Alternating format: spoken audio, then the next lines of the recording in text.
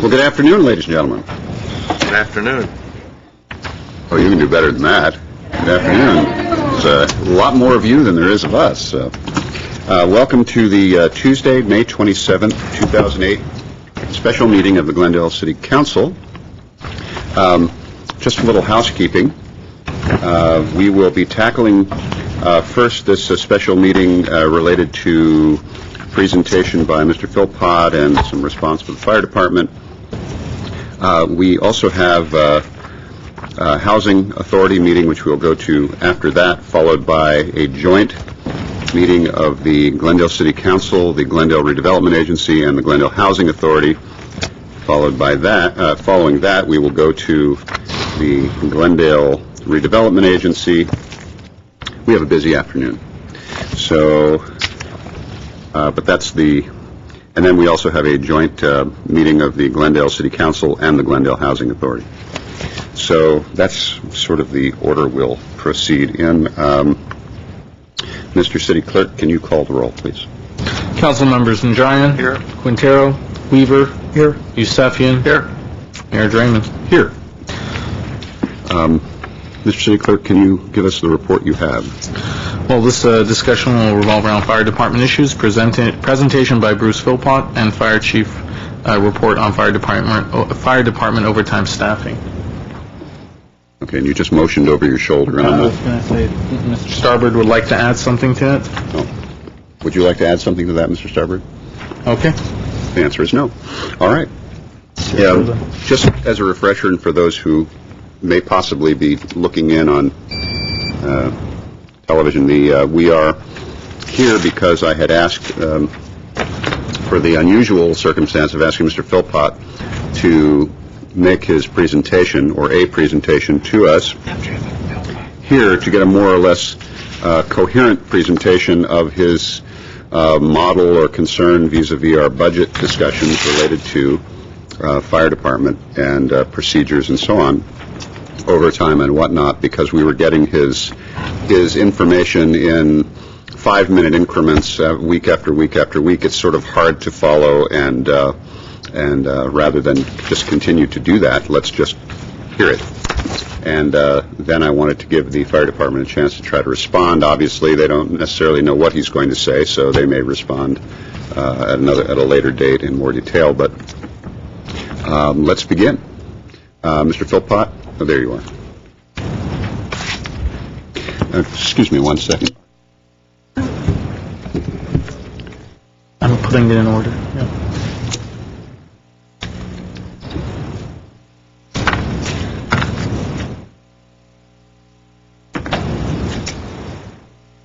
I have copies there for council and staff. Good afternoon, Mayor Draymond. Good afternoon. Members of the City Council, staff, and the public. My name is Bruce Philpott, resident of Glendale for 35 years or better. I know that you have a long session. You started early this morning, and you'll be going into this evening, so I am going to try to make my comments as briefly as possible. The following that you're going to hear is an analysis of staffing firefighters on engines and truck companies that was recommended in collaboration with fire chiefs and other rank-and-file firefighters. I took their recommendations to staff with 3 and compared them against the call data from the Glendale Fire Department, and discovered that those career firefighter study group that I called recommendations fit perfectly with the Glendale experience. If fully implemented, the savings would be about $15 million per year. I have one slide, and it is response to Mr. Yusefian's request to understand where that $15 million comes from and how it's broken down. So to do that, let me see if I can make this thing work. Will be my only presentation. Slides. Put it on slideshow.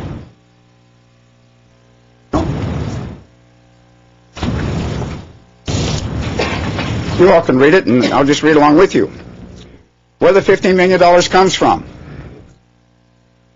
The full cost burden for one entry-level Glendale firefighter is approximately $225,000 a year. It takes 36 firefighters to staff the fourth firefighter on each engine and truck company. 36 times $225,000 equals $8.1 million. It takes an additional $1.3 million in overtime to cover the compensation time off for the 36 firefighters who average 21 shifts off each year, or just over 2 months. By staffing with 3, the city saves a total of $9.4 million. By eliminating the battalion chief's driver and aide, as Pasadena and Glendale have demonstrated, the city would save another $782,000, and this figure includes overtime coverage. Total annual savings, $10.2 million. A grand total of $15 million would be saved annually if the city adopted the recommendation to create a community fire reserve corps. An additional $275,000 would be saved annually by eliminating the currently vacant second deputy fire chief position that was created in the last several years.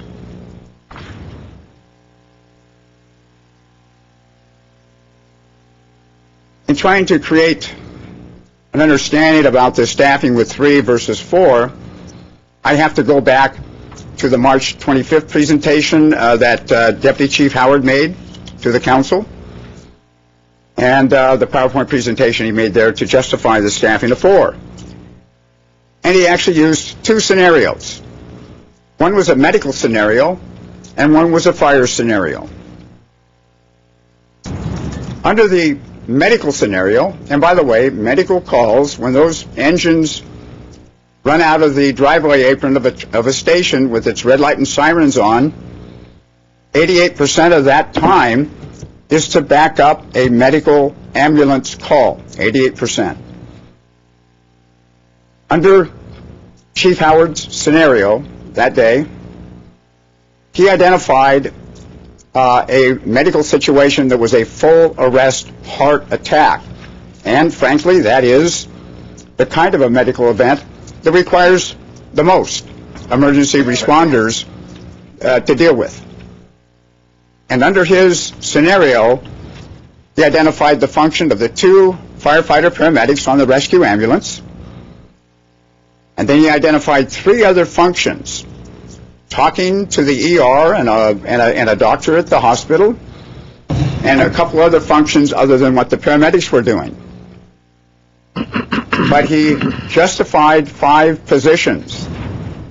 But he had 6 because you have 4 on the engine and 2 on the rescue ambulance.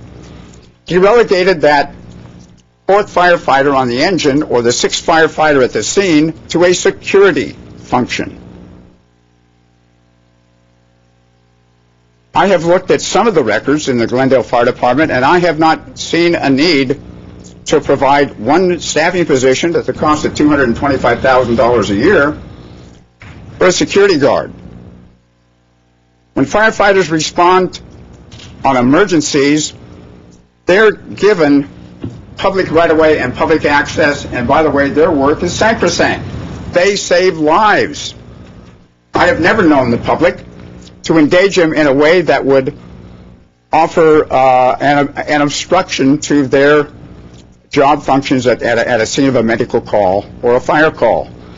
I have not seen any reports of damage to engines, damage to equipment, theft or loss of equipment or tools or anything else at the scene of these events. If there were to develop a problem where there was an issue of security for those equipment, something that may happen in the future, they can deploy a black and white unit to that call, and that police officer can provide that security, an on-duty police officer who is already being compensated and not that 4th position, not at the cost of $9.2 million. So Chief Howard really in his presentation made my case to staff with 3 on the engine, 2 on the RA, 5 at any medical scene, greatest demand scenario is only 5. That's only 8% of the calls, so let's get into the 12%. Let's look at the fire calls.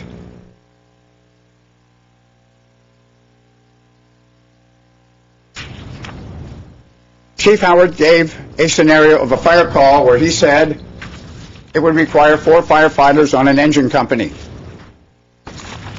If you look back in the record, and I've looked at his presentations a number of times on the video, analyzed it in detail, he said that the scenario was a small fire in a single room in a house. 4 firefighters on the first arriving engine roll up to the house, and then he said 3 firefighters would go in to that structure with an attack hose. 3 firefighters holding an attack hose to extinguish the fire. What he didn't tell you was that he left out the 4th firefighter position. That's the engineer. The engineer is the guy that drives that piece of equipment, and he's responsible for the pump controls, the power that generates the flow of water from the 500-gallon tank, or if it has to come by way of a hydrant in the block, into that attack hose and into the house. If that firefighter engineer left his position, it would jeopardize the safety of the firefighters who were making entry, because those hose pressures could be compromised by any number of ways. And that is why the International Association of Firefighters, the California State Firefighters Association, the National Fire Protection Association, the Los Angeles City Fire Department, and every other organization, fire-related service organization that I had contacted, all admitted you cannot mount an interior attack on a structure fire with the first-in engine. Chief Howard's scenario was one of a very small fire inside of a single room. That could be interpreted as an incipient fire, which under OSHA standards allows firefighters to simply go in and extinguish it because it's so small they don't have to do it 2 in and 2 out.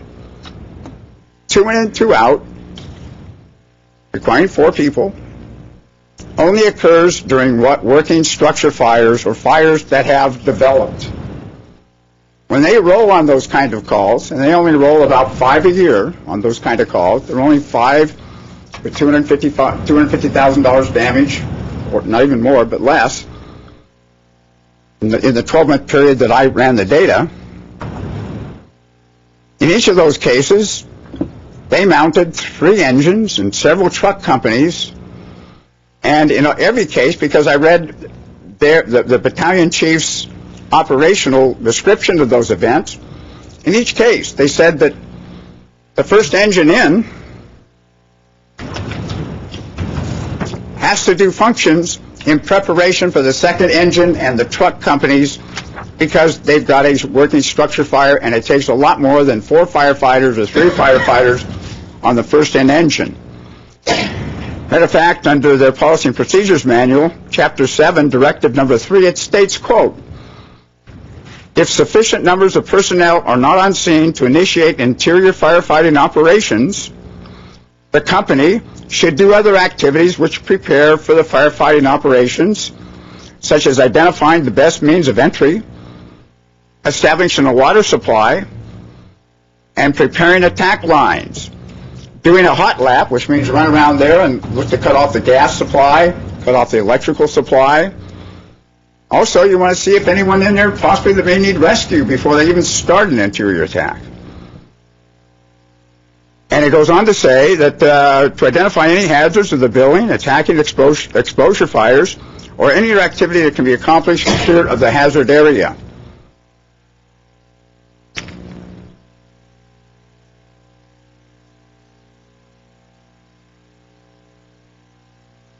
All of the organizations and all of the fire professionals that I've spoken with acknowledge you cannot make an interior attack on a working structure fire with 4 firefighters if they arrive on the first engine. Chief Howard didn't even say it in his presentation on March 25th. But what you can accomplish is when you have the second engine arriving with 3, and the first engine is with 3, now you have 6 firefighters. Now you can mount an interior attack. Now you can do it. The first company gets in there, they've got to run a hose from the hydrants because they know they got a worker. That 500 gallons aboard that engine is not going to do it. They need a continuous supply line with a lot of pressure. The second firefighter is the incident commander. He has to look at the whole scene. He knows he's got 2 more engines coming in. He knows he's got a truck company coming in. He knows he's got to ventilate that roof. You cannot make an interior attack on a working structure fire until you allow the heat and smoke to rise out of it. Otherwise, you're going to chase the fire further back into the structure. So with large structure fires, you have the equipment. And by the way, I just did another audit and found out that on average, with full assignment, full alarm assignments, the second engine company arrives in less than 1 minute. The first engine company. That means that you've got, if you had both staff for 3, you've got your 2 in and 2 out. But you've got to get your truck there to ventilate anyway. It takes a little time to set up. If you act prematurely, you're going to jeopardize the safety of those firefighters.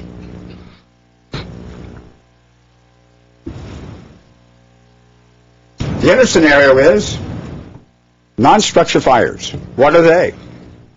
Fires outside of structures. Trash can fires, car fires, vacant lots, a variety of different things. Somebody, after barbecuing, they take the hot coals and put them next to a wood fence in their backyard and don't know it. Hour later, got a little fire. In all of those scenarios, 3 firefighters on an engine can handle it adequately. The engineer drives there, gets down, starts his control. The captain and the other firefighter take that attack hose and they extinguish the fire outdoors, wherever it may be. No, did not see any perceptible argument for staffing with 4 under any of those scenarios.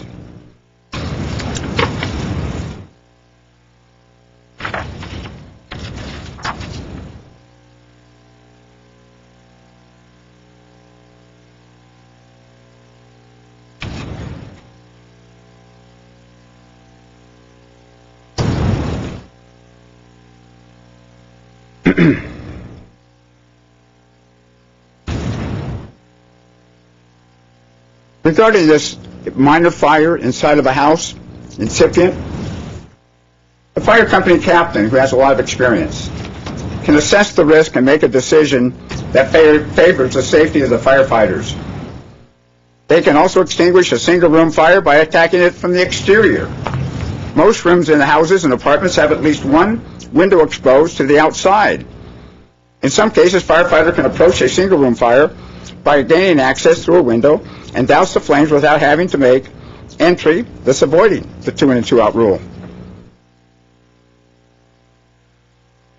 In its presentation on March 25th, the fire department's goal was to convince you of the need to staff routinely with 4 firefighters.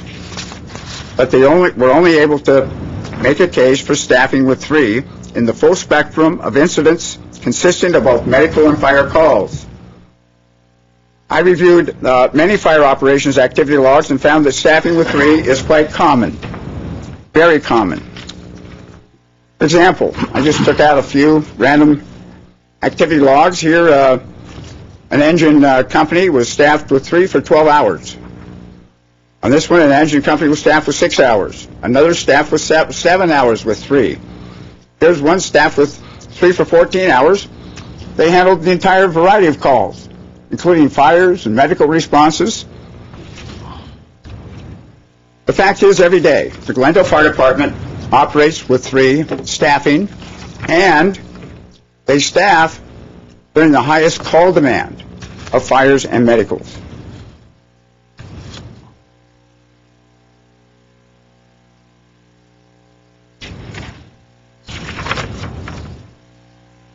Chief Howard told you on May 25th, quote, We are flexible and use risk management to reduce staffing to 3. He did acknowledge that. But he said it is not effective to go below 3. Well, that tells me that they feel that it is effective to staff with 3, but not below 3. I would agree with that. But it is effective to staff with 3. There is no need to routinely staff engine and truck companies with more than 3 firefighters.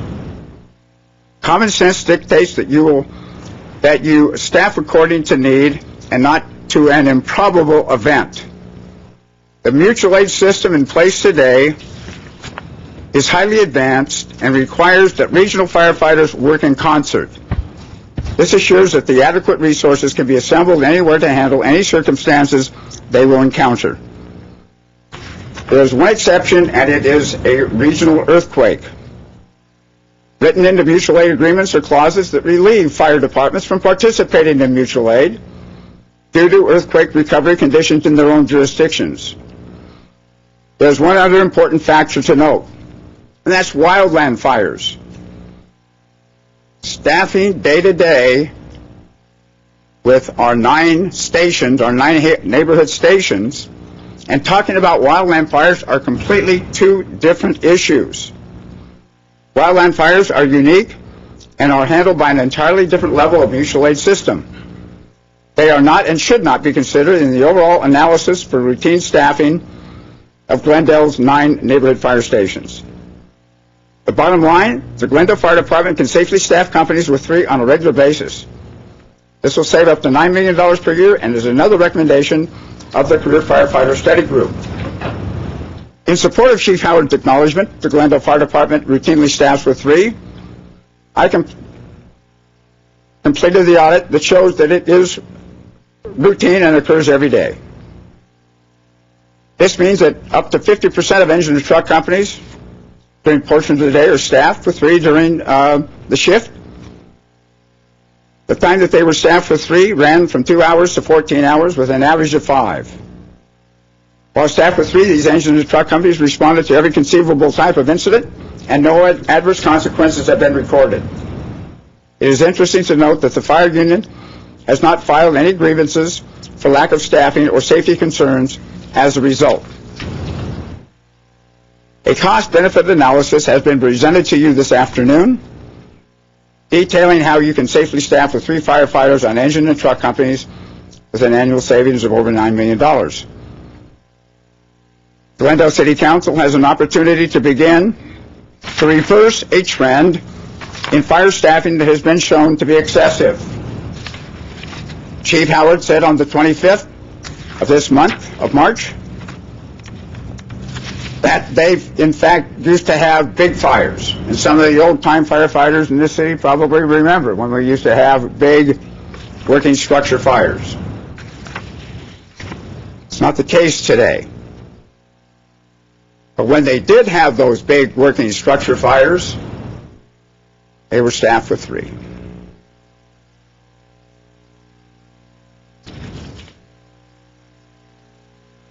With 80% of regional fire departments now staffing with 4, Glendale can show a unique leadership role and align with the more astute 20% of regional cities that resisted the trend in increased staffing.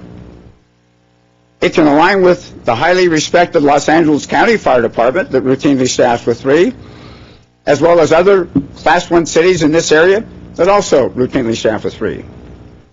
Most of the 80% of regional cities that added the 4th firefighters to engine and truck companies were told that it was a requirement in order to mount an interior attack on a structure fire.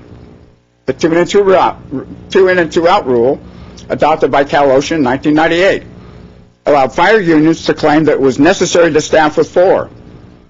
Otherwise, they claimed an interior attack could not be accomplished. They simply failed to tell the city managers and city councils that it was not possible to mount an interior attack even though engines were staffed with 4.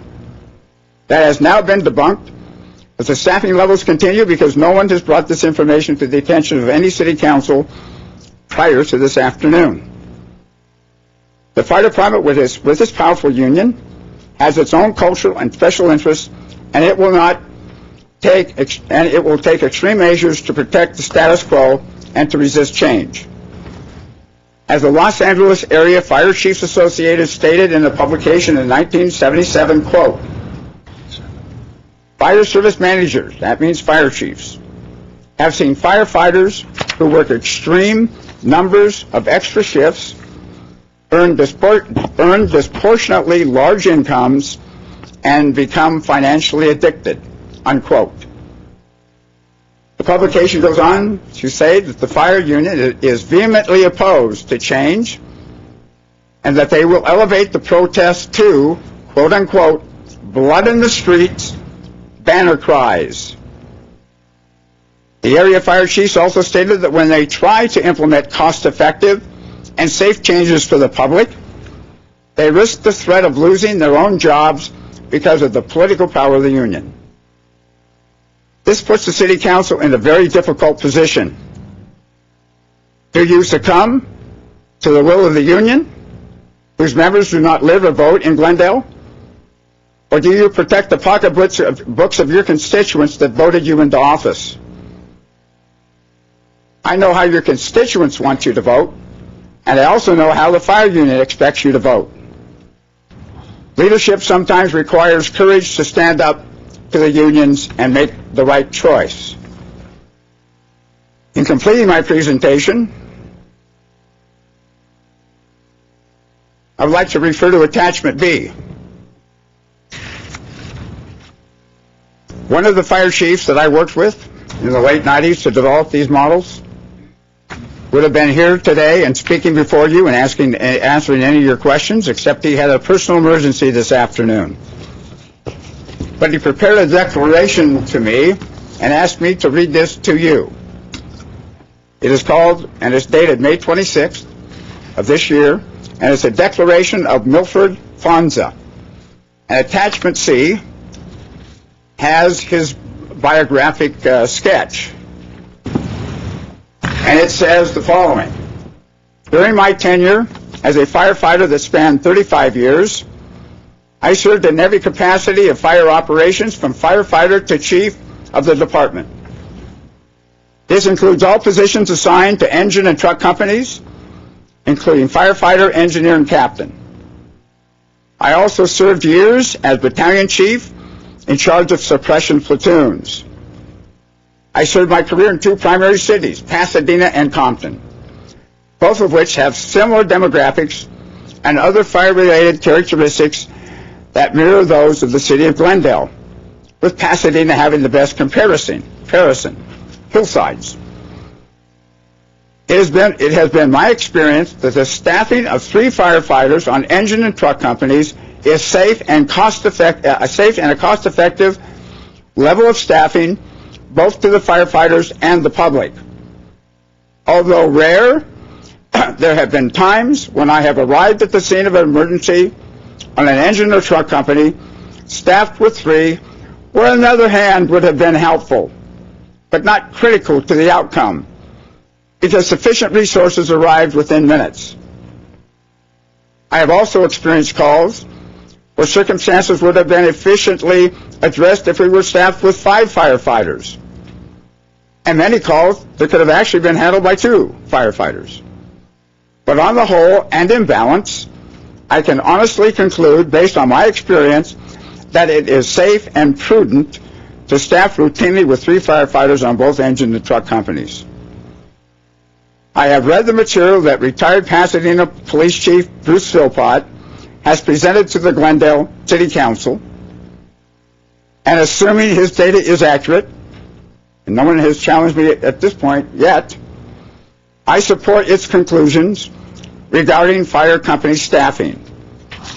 I also agree with his recommendations on issues he identified having to do with geographic integrity, that's cutting response times, and fire reserve program.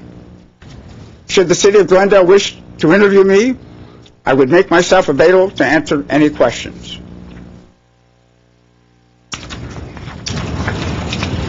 I think, Mayor, that's going to conclude my presentation. Okay, Mr. Philpott, I thank you very much. Let me ask if my colleagues have any questions before I invite representatives of the fire department up to speak. Councilmember Najarian. I have some questions, and I think I might as well get into it. I should have asked. I apologize. I should have asked whether you prefer to do that now or after the fire department speaks. First off, Mr. Philpott, I want you to know that, speaking for myself, I'm here to listen to your presentation, listen to the fire department's presentation, and try and come up with what I think is the best resolution for the people of the city of Glendale. Comments such as, I won't even repeat them, regarding a relationship with the fire union, I don't think are productive and help in our discourse. So whatever I say now, people that support you are going to say, oh, well, he's in the pocket of the fire union. So to the extent that people listening are keeping an open mind and perhaps would set aside the implication of any prejudice or bias on my part, I just have a few comments. With regard to the 4 firefighters versus 3, you said the one is the engineer, correct? Mm-hmm. You said another officer is the officer in charge? Captain? Crew captain? Crew captain in charge. Crew leader. Now, someone's got to pull the hoses off the fire apparatus, and someone's got to work the hydrant. Doesn't that make 4? Whereas if you had 3, you're going to have the guy pulling the hoses and working the hydrant and making the connections by himself, or you're going to take that person in charge who's assessing the situation, as you said, and not have the situation assessed, or you take that person off the engine who's monitoring the pump pressure and the functioning of the pumps. So I'm counting 4. You didn't mention pulling the hoses or working the hydrant. I think that's a very important and a very physical. And if I can, I will reiterate that issue. The first arriving engine, if it has 4, and each of the fire scenarios that I read, they looked up, they knew it was a worker because they could see the smoke. Back when I was in the black and white in the early 60s, I knew when it was a worker. We all knew it when it was a worker. When you roll up to that, you know that 500 gallons isn't going to do diddly. You've got to leave one firefighter at that hydrant. He hooks up. He has a spanner wrench, which activates the flow when it's time, when he's told to by the engineer, okay, turn it on. The engineer is watching the pressures, meters and all that. And then you have... Hook what up, Mr. Philpott? If you had 4... Excuse me? Hook what up? Hook what up? Hook hoses. The hose. We're talking about hoses. Now, how did the hoses all of a sudden get off the truck? They lap it. But who pulls them off? I mean, I know they're folded. As the fire truck goes up, it laps out. But who's doing that? That's another firefighter. No, it laps out. The firefighter's at the hydrant. The hose is there, and it laps out of the truck as it moves it up mid-block to the fire. The engineer gets out, and he stands at the position to control the water. The other firefighter, if it's a 3-person company, starts to do a lap. If it's the incident commander, the captain, who it would be in the 3 staffing, he's going to look over the situation and direct the incoming engine and truck companies to where he feels they're best placed to attack this fire. If he is involved in trying to do a 2 in and 2 out, he can't look over the incident as it is ongoing and developing. There's got to be an incident commander, and it's the first captain on the first arriving engine. That second engine is going to be there, based on my audit, in less than 1 minute. Whether you have 3 or 4 on either piece of equipment, you're now going to have sufficient personnel to start to mount an interior attack. But if it's a working structure fire, still got to ventilate, and that truck's got to come up. Those firefighters have to get out. They've got to get on the roof, and they've got to cut a hole in the roof. All of this simply takes time. Well, you described it one way. You're putting a lot of duties on that one firefighter who's lapped the hoses, who's hooking it up to the hydrant, who's turning on the hydrant. Wouldn't an additional hand there make that whole process go quicker? No. Would not. Not according to the fire chiefs I've talked to. So is it your opinion then that a 3-man firefighting crew is as effective as a 4-man firefighting crew? Under those circumstances, yes. Under a working structure fire. How about 2-man? I wouldn't use 2 men, although 2 men is fairly common throughout the country in staffing.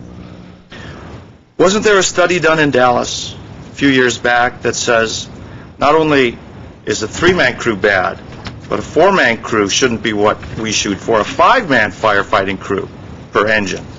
No one has talked about that. Are you familiar with that study?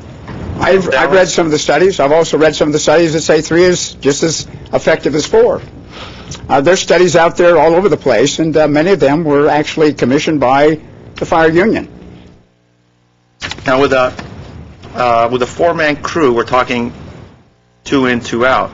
But aren't firefighters permitted to put a hose on the fire without actually going into the structure?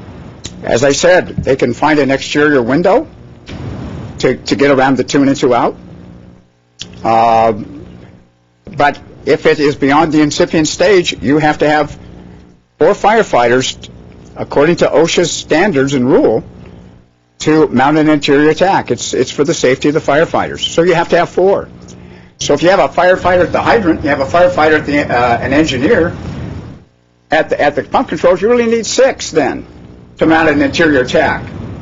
So are we going to add another $20-30 million to meet those 5 events that occur over the course of a 12-month period? Or is it prudent to staff with what we know is routine and fairly predictable? If a plane falls out of the air, if we have an earthquake, all odds are off. We'd hope that we'd have 10 on every engine and truck company, but you can't staff routinely that way. It's not fiscally prudent or responsible. LA County has never made a case to try to staff with 4 before the Board of Supervisors. I spoke to the Assistant City Manager of the City of Commerce last week. I went through some old notes back in 1998, and I spoke to the City Manager then in Commerce. And he said because they had some revenue issues about budget adoption for the coming year, they renegotiated the contract with the Los Angeles County Fire Department, and in their city they reduced back from 4 to 3, saving several millions of dollars. And I asked him, any adverse consequences? He said, absolutely none. That was in 1999. The gentleman that I spoke to last week, who has been with the city for 15 years, I asked him, have you staffed back up to 4, or have you remained in 3? We remain 3. There's no need to have 4. Have you had any adverse consequences? No. Has the city of Alhambra had any adverse consequences? Have Class 1 cities that staff with 3 have any adverse consequences?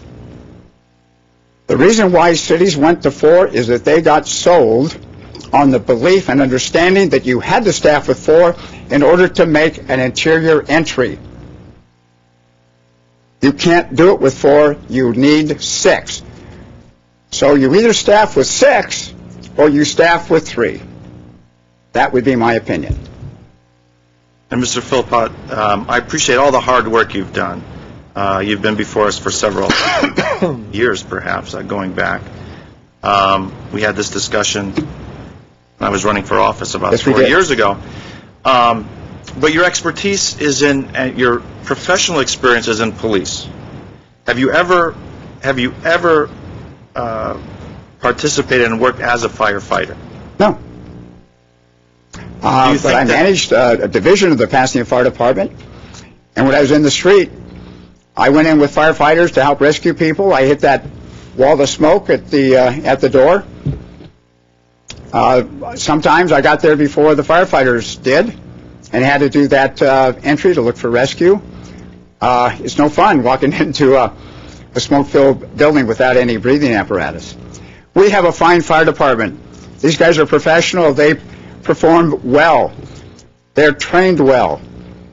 They can do it. They can do it with 3 just as well as they can do it with 4. Now, they're going to tell you that's not the case, but every one of them has, on average, about $30,000 in overtime that they've stacked up, and they want to protect that. So I think that if you talk about a bias, we have to look at that bias as well.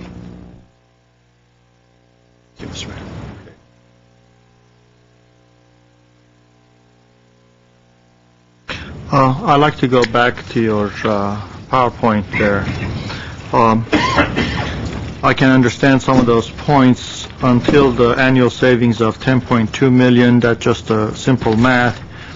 And then you go from 10.2. It says a grand total of 15 million would be saved annually if the city adopts a recommendation to create a community fire reserve corps. Basically, there is a $4.8 million that is just thrown in there on the fire corps. There is no breakdown of how you achieve that, what does it do this. If you have your three-man operation, let's assume, which does the 10 million, then what do you use the fire corps to do what? How many men is that $4.8 million? It would fill the vacancy created by that third staffing position when they are on compensated time off with one of those state-certified fire reserves who has been a graduate from the Glendale Fire Academy, but still a reserve. They would fill that regular position. They would staff one of the three. There would be an engineer, a captain, and a reserve if we had a reserve program. And many organizations, many cities use that. And again, it was one of the recommendations in 1997 by the Los Angeles Area Fire Chiefs Association. They recommended it as a way to get control of costs. So the 4.8 million is going to cover when some of those three men are on vacation or they're sick or they're not able to come. So basically they will fill in. 1 out of every 5 to 6 shifts, a firefighter is off due to some cause. It's mostly vacation and sick. Mm-hmm. But so every 5th or 6th time that they're supposed to work, they're off, and you've got to fill that position.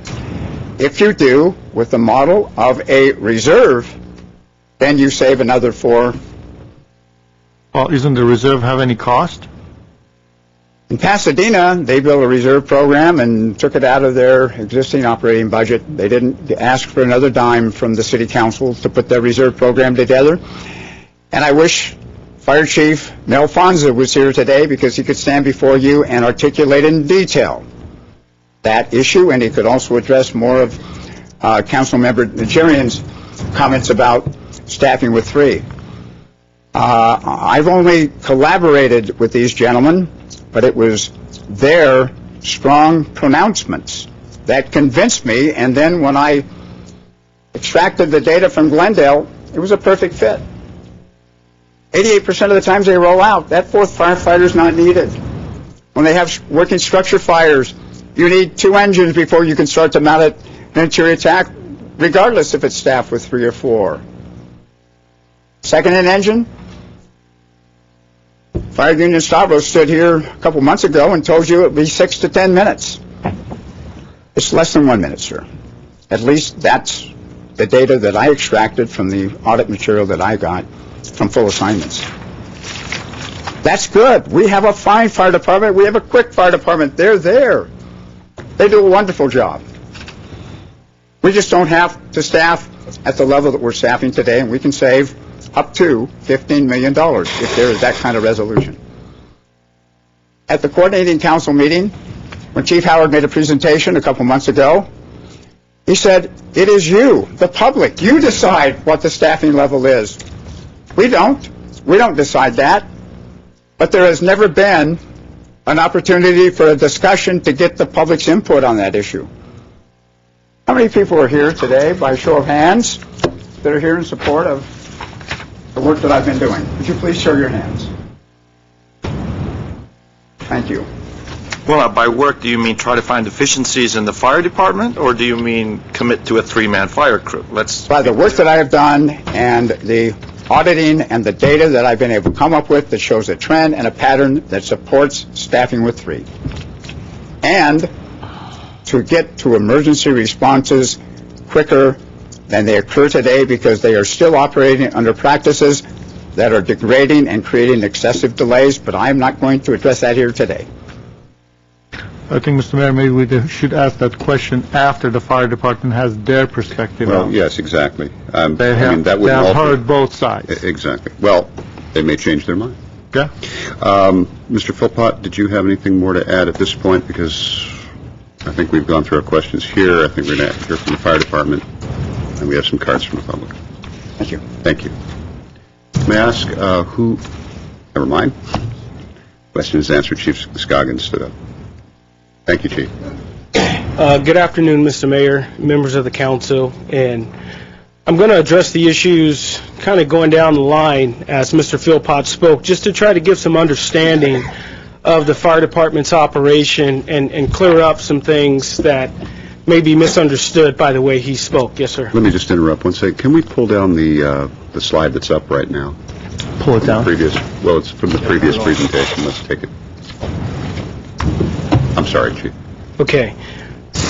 First, there's a pretty lengthy discussion over the fire department's actions when they respond to the initial attack of a structure fire. And I think things are best told with a story. So I'm going to tell you a story when I was first in as a fire captain on a fire we had over on Cordova, responding from Fire Station 25 on Chevy Chase in Verdugo. And I had a 4-person crew that day, and we arrived first on scene. Now, I'll cover some things as I tell this story, so it'll be important to note. Mr. Philpott spoke about not being able to provide adequate rescue operations by the existing firefighters on scene with 4 firefighters on a crew. That is incorrect. The OSHA respiratory standard is a 2-in, 2-out standard for the first arriving companies that arrive on scene. It's important to note because here in our fire department, that's how we structure our initial attacks. So when my crew arrived on scene of that fire on Cordova, and it wasn't a small trash can fire on the side of a fence. Fire was blowing out the front living room window, out the front door, and it was a significant fire in a 2-story structure on that street. Myself and one of my firefighters, we pulled straight into the scene. We did not lay a line from the hydrant. We pulled straight into the scene, and I gave direction to the second-in engine company to bring me a water supply, because you can do a lot of work with 500 gallons if you're trained how to use the water application on a fire.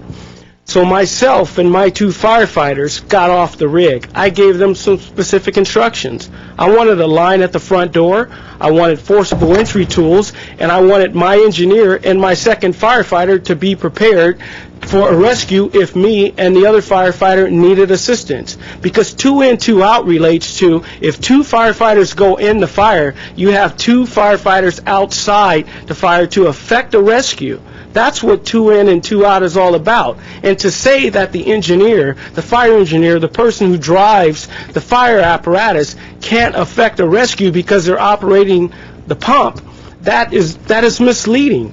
What happens when we arrive on scene is our fire engineers set the pressure on the pump at what it needs to be for however many hose lines are being pumped. They set the pressure relief or the governor to control the pressures if there's a fluctuation in pressure. And they come around fully dressed out in their turnouts, SCBA, and all the gear that they possibly need, so if their other crew members go down, they can effect a rescue. Or it was 6 or 7 o'clock in the evening. Sun was just setting, overcast, so it was pretty dark, but we didn't know at that time of evening. It was a Sunday evening if anyone was inside the home. So for us to put a line in the front window was not the best thing for the community. For us to mount an aggressive attack on that fire was the best thing, with 4 people before anyone else arrived on scene. The second-in engine company came in and laid us a line, which means that they stopped at a fire hydrant, hooked it up, and brought that water supply to the scene for us. That takes some time to do that. But our operation here in Glendale in the fire department is to mount an aggressive attack. And the way that we can do that is by our training, professionally trained firefighters with 4 people. We go in with 2, we have 2 outside. That's 2 in, 2 out. That's the OSHA respiratory standard. It's very important to have a clear understanding of that standard. You can do a lot with that.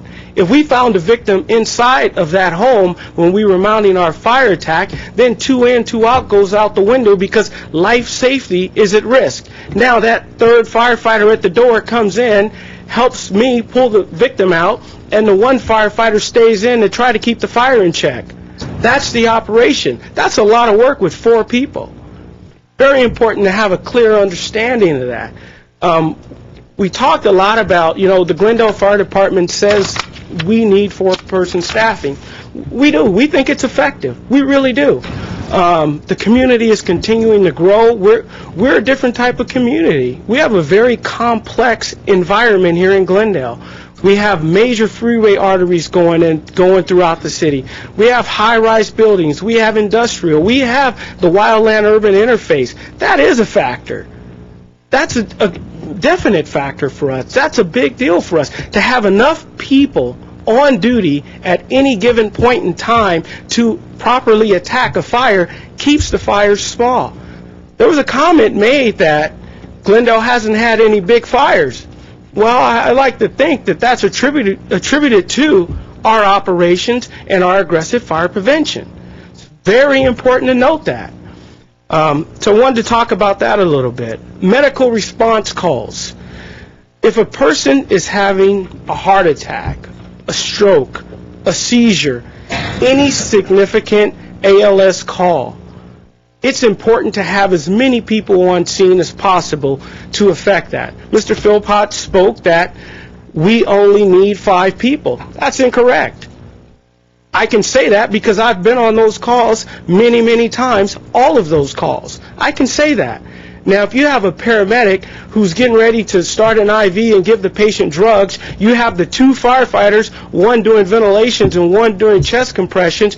You have the engineer who was termed as the security person moving equipment and mounting this person ready to be moved out. You have the second paramedic calling the hospital. That's very important. Calling the hospital and getting a doctor on the line or an MICN nurse to give us some specific directions on how to treat that patient. And you have the captain supervising the scene, talking to the family. There's no perfect scenario for any of these type of situations that we're talking about. They don't happen in a perfect scenario where there's just people standing around. That is not reality. That's not what goes on when a significant event takes place. It's very important to understand that. We look at our staffing not by how much money we can save the city, and we talked about that a little bit this morning. We look at our staffing model as what's needed to provide the correct service to the community. That's how our staffing is addressed, and it's very important to note that. Now, Mr. Philpott spoke that one entry-level firefighter salary is approximately $225,000 with benefits. It's about 150 to 160. So that brings down that number significantly. And the average of 21 shifts off per year is also, I think that's incorrect also, because the tenured firefighter, which is a 20-year firefighter, the max vacation is 12 shifts per year and 6 shifts of sick leave. The average firefighter does not use all that up. Now, if a firefighter makes a trade for a trade, that's not considered any additional time off because they pay back that time. So it may be a bit confusing when you look at our logbooks and you see this person is off and that person is off if you don't really understand what takes place in the system. That doesn't cost the city any money. Also, regarding Pasadena and Burbank having eliminated their drivers or what we call staff assistant positions, that's an incorrect statement. Pasadena and Burbank fire departments do not have staff assistant positions. The City of Glendale does because our battalion chiefs have a span of control that's rather large. We have 9 fire stations, 12 fire companies, and 60 firefighters on duty a day. to manage those resources before we get to the first event is a challenging thing to do. It's a very challenging thing to do. I'd like to digress a little bit, and this is going to go into our presentation this afternoon on our overtime, but I think it's important to note about staffing. The City of Glendale, we think 4 firefighters. We know 4 firefighters is appropriate for our fire engines and our ladder trucks. So how do we confirm this? How do we verify this? There are a lot of studies out there. There is the Austin study that talked about 4 firefighter staffing versus 3 firefighters and what's more efficient. There's the ICMA study that was out there, and they're only talking about firefighting activities. Now, meaning you're going into a structure fire, you're doing a rescue, you're doing a ventilation operation. But there's also another study out there that I think is relevant for the discussion, and that's the Providence, Rhode Island study. And that study looked at injuries in firefighters in 3 versus 4 person staffing. Injuries to the firefighters. Because what happens is 3 firefighters try to do the work of 4 firefighters. And that's in our nature. We're going to try to get the job done, but it resulted in injuries. They did a study in 89 and 90, and they had the one set of numbers. Then they did the next study in 90 and 91, but they thought the Hawthorne effect was in place there because the firefighters knew the study was going on. So they thought the numbers could have been flawed because the injuries did go down a great deal when they increased their staffing from 3 to 4. So what happens is the next 3 years, the Providence, Rhode Island Fire Department, they did a study and they didn't let the firefighters know what was going on. What took place there? The injuries kept declining. I think that's significant to note because efficiency is important for us in getting to the call, solving the problem in a timely manner because time is key for us, but firefighters were not getting injured. There are plenty of studies out there, but Mr. Philpott spoke about a study that's out there that says 3 firefighters are better than 4. I did a lot of research on it. I haven't found one. That says 3 firefighters on a crew is better than 4. And I'd be happy to talk to him about it and find out and read it thoroughly because I would like to have that understanding. In departments our size, it's common to have 4 firefighters. Policies and procedures, sufficient personnel. He talked about a comment regarding policies and procedures, the Glendale Fire Department policies and procedures. That's important to note because that relates back to staffing. You have to have the right amount of people on scene to do the job right. Otherwise, you're going to put yourself and your personnel at risk. That's key. Our policy does say that. But that policy is based on our current staffing level and our current staffing model. Now, if our staffing model changed, if that's what the council saw fit to do, that policy would still apply. It would mean that we have to take a step back, and we can't be as aggressive in fighting fires. That's what the policy means. But there's more to that policy than what was stated here today. Rubbish fires and car fires. We don't send 3 fire engines, 2 ladder trucks, a rescue ambulance, and a battalion chief to a rubbish fire, which was described here to you today. We don't send that. We send 1 fire engine with 4 firefighters. And yes, it may be a bit challenging for the 4. I've been on rubbish fires and car fires where 4 people wasn't enough. Because if you think about it, in some of these large trash containers that may be under apartment buildings or behind buildings or car fires where you have to pop the hood up so you got 1 firefighter going in, the engineer pumping the water, the captain trying to keep the scene safe for you, sometimes 4 is not enough for that. But generally it is. But it's challenging. It's very challenging. But we don't send a full response there.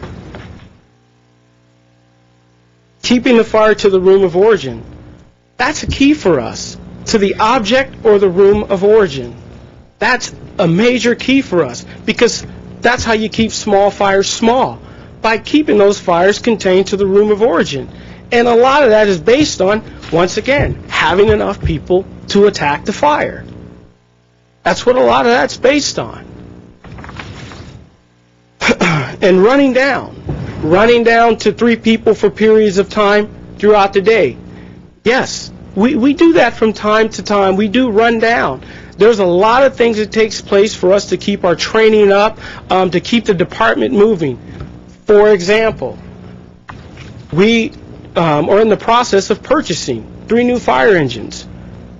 We don't have a staff to do the research and develop the spec for us to research fire engines. So what we do is we get the most qualified firefighters who has been involved in that project for years.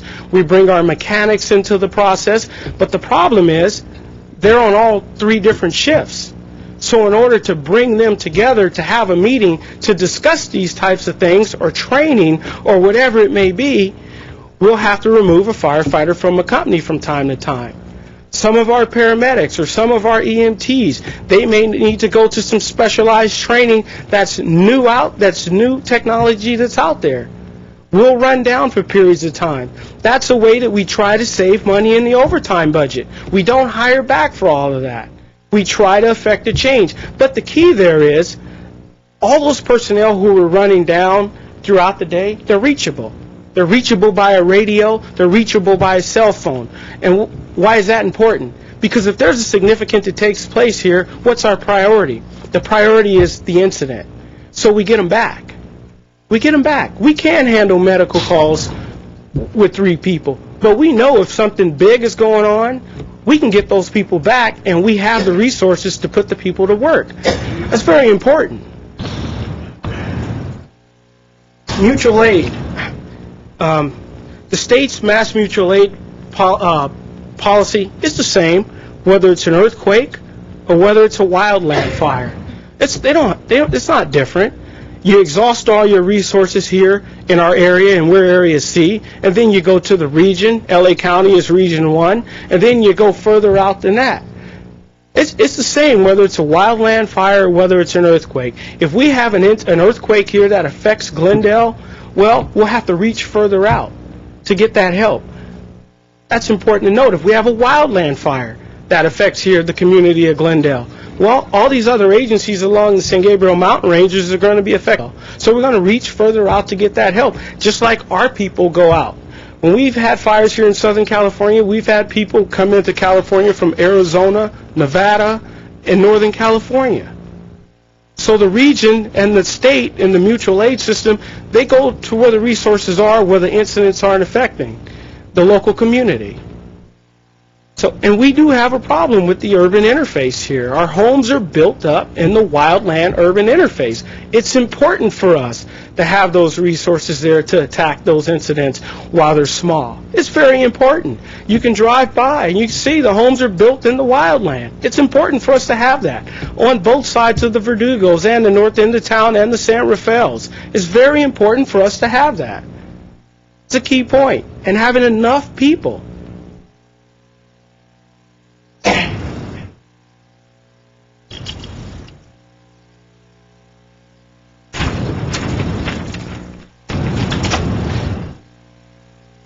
And there's been a bit of discussion about Class 1 fire departments. And it came up again just now, a few minutes ago. And, the jury's still out on whether we save a lot of money on our insurance rates or not. But it's a validation of we're doing things right here in our fire department. It's a validation that our staffing is right. We're doing the proper training. Our dispatching system is right. Our water system is right. It's a validation. Now, earlier today we had a discussion about the city of Arcadia having 3-person firefighters, and they're a Class 1 fire department. Well, when they got their Class 1 rating, they had 4 people on their fire engines. And they have just finished their ISO ratings, and they're having a problem right now with getting that Class 1 rating again. They're having a problem. They're working through it, and they hope they can address those challenges. But staffing is a big part of it. But it's not just staffing. It's training. Are we doing the right training? It's our dispatching. It's our water system. Those are all big things in that Class 1 rating. And it validates that your fire department is operating as professionals. We are looking out for the right things for the community. And this isn't a union issue. That point was made earlier. This is not a union issue. This is a fire department staffing issue we're talking about here. This is not a union issue. It's important to the firefighters to have the proper level of staffing, 3 versus 4, because not only does it affect their safety, it affects the community's safety. And if we can act in a more aggressive but safe manner because of our staffing levels, we're doing the right thing. And by dropping down and reducing staffing, that is going to change our operations. Because no firefighter is any good to anyone if they get hurt on the scene of an incident. Fire reserves. We have a cadet program. That's an entry-level program to give people exposure to the fire department. I've talked to departments in the surrounding areas who have reserve programs. They made it clear to me that they don't use those reserves to augment staffing because it's challenging to keep a person who's volunteering 1 day a month, 1 day every other week, up to the levels of training that they need to be a professional firefighter.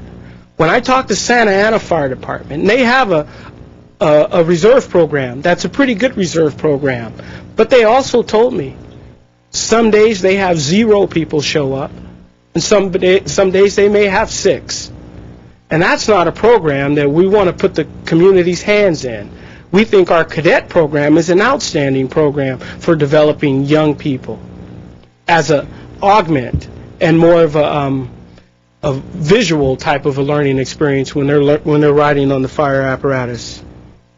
And Pasadena's auxiliary program, I think I can talk a little bit about that. I was not an auxiliary in Pasadena Fire Department, but in 1989, the same time I was testing here for the Glendale Fire Department, I took Pasadena's Fire Department's test, and they offered me a position as an auxiliary firefighter, and I turned them down. I said, I need to support myself. I had just gotten out the Air Force for 5 years, and I needed a job to support myself. And I felt that I was a good qualified candidate, and I would be hired somewhere else. Now, if we started a program like this, I believe that's the same message that we would get from the best candidates. And the best candidates, having the best firefighters here in this community, is pretty important to us. Now, implementing a program like this, I think would take the cream and push them off the top. That's just my opinion there because I went through that auxiliary offering of a job there in Pasadena. And that program no longer exists. You should also be aware of that. Let me make sure I covered all my points there.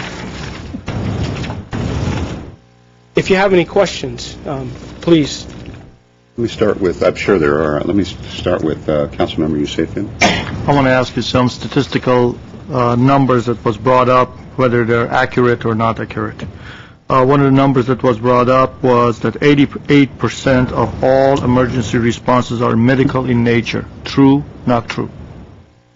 It's a pretty high number. It may be, it's in the 80s. Okay. It is in the 80s. So let's assume it's 80. Okay. There was a mention of fact that there were only 5 major fires in the city, correct? 3 alarm fires or whatever, how many alarms there are. 5 of those. In 2007? Yes, last year. I couldn't speak to the dollar value of the number of fires. But we've had a significant number of fires, and more than $250,000, maybe there were only 5. Okay. But Mr. Yusefian, if I may, I think there's a reason for that. I'm just trying to get statistics straightened out. I heard your reasons, and I think they're valid. That's what I'm trying to... Okay. One other thing is, you started with a story, and you didn't quite finish the story. Oh, okay. So I'd like to know what happened when you got there, and you got those 2 towns. So I want to know, because I'm not a firefighter, so I'd like to know your personal experience, what happened next. Bad to tell the story and not finish it, and I apologize for that. Once myself and the second firefighter went inside and left our third firefighter at the door, by that time, the next in engine was showing up with the water supply for that engine company, for my engine company. I gave them some specific direction. I needed them to go upstairs and make sure the fire wasn't spreading to the room above. The next in engine company I assigned to exposures, which is the house on either side of the problem, which is significant. We didn't find anyone inside the house, but I do think an animal perished that night. The truck companies, when the truck company got on scene, the first one I assigned ventilation, and they did that two ways. They vented the roof and put a blower at the front door. And the next truck company I assigned search and rescue, which means that they searched the entire house 2 times to make sure there were not any victims inside the house. So we handled that fire with the first alarm assignment. So you would say, based on your story, if it was just you and 3 others, that fire wasn't going to be extinguished. It would have been humanly impossible to have handled that fire between you and 3 other people. No. Because you just told me you needed another truck, which is 4 other guys. You needed 2 ladder companies, which are, 5 each? 4. 4 each. So that's a total of 8 and 8. That's 16 people. It took 16 people to handle that fire. No, what I am telling you is I believe we held that fire to the room of origin by being able to get inside that home and put water on the fire. Because we were able to get inside that home. That was the key for us. We had to get inside. We could have stood out in the front yard and shot water through the front window, but what would have happened there? We would have pushed the fire through the other parts of the house. We needed to put the fire out in that front door, get inside that front door, and contain the fire to the room of origin. And that's what we did. And I told my crew I was very proud of their operations. We worked hard. And could you go over on an emergency? You said what are the tasks that they do? On a fire or a medical emergency? No, the medical emergency. There's 2 that are in the ambulance. The scenario that was discussed, a heart attack. Heart attack. The 2 firefighters would be doing CPR. One firefighter would be doing chest compressions, and the second firefighter would be doing ventilations with the bag. Okay. One paramedic would be hooking up the defibrillator and starting IVs, getting ready for the second paramedic who's talking to the hospitals, getting the permission to push the drugs in the patient. Okay. So one paramedic's on the phone, one is hooking up the defibrillator and starting IVs. The engineer, all this doesn't happen. The engineer is moving equipment in, bringing in the gurney, getting the patient ready to be positioned for load.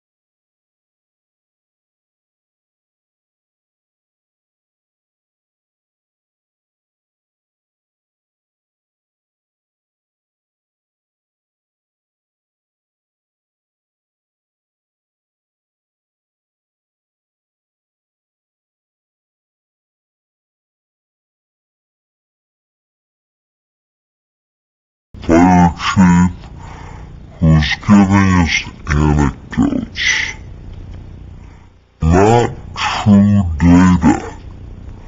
Here's a story I'm going to tell you.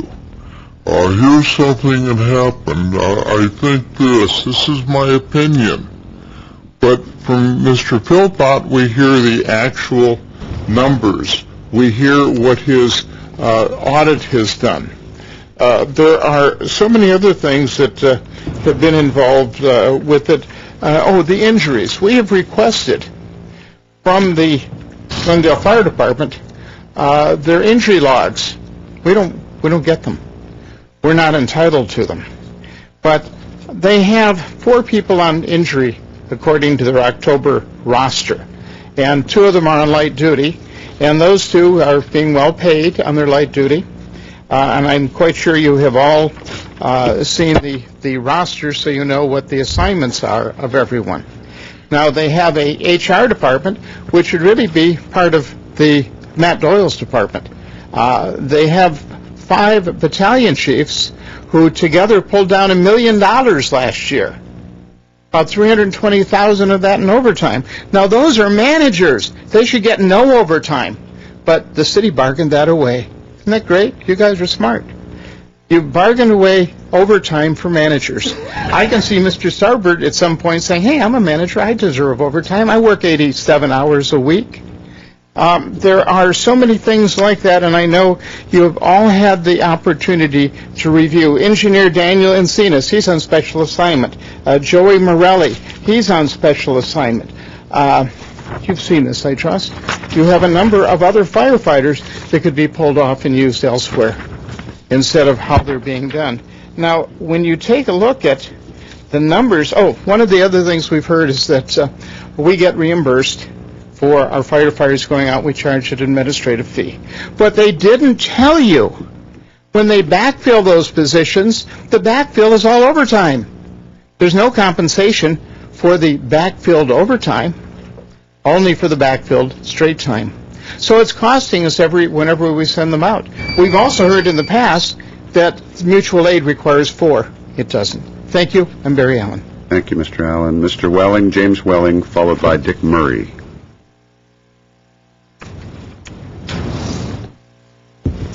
Mayor Draymond, members of the City Council, lady, gentlemen, Mr. Starbird, how are you today?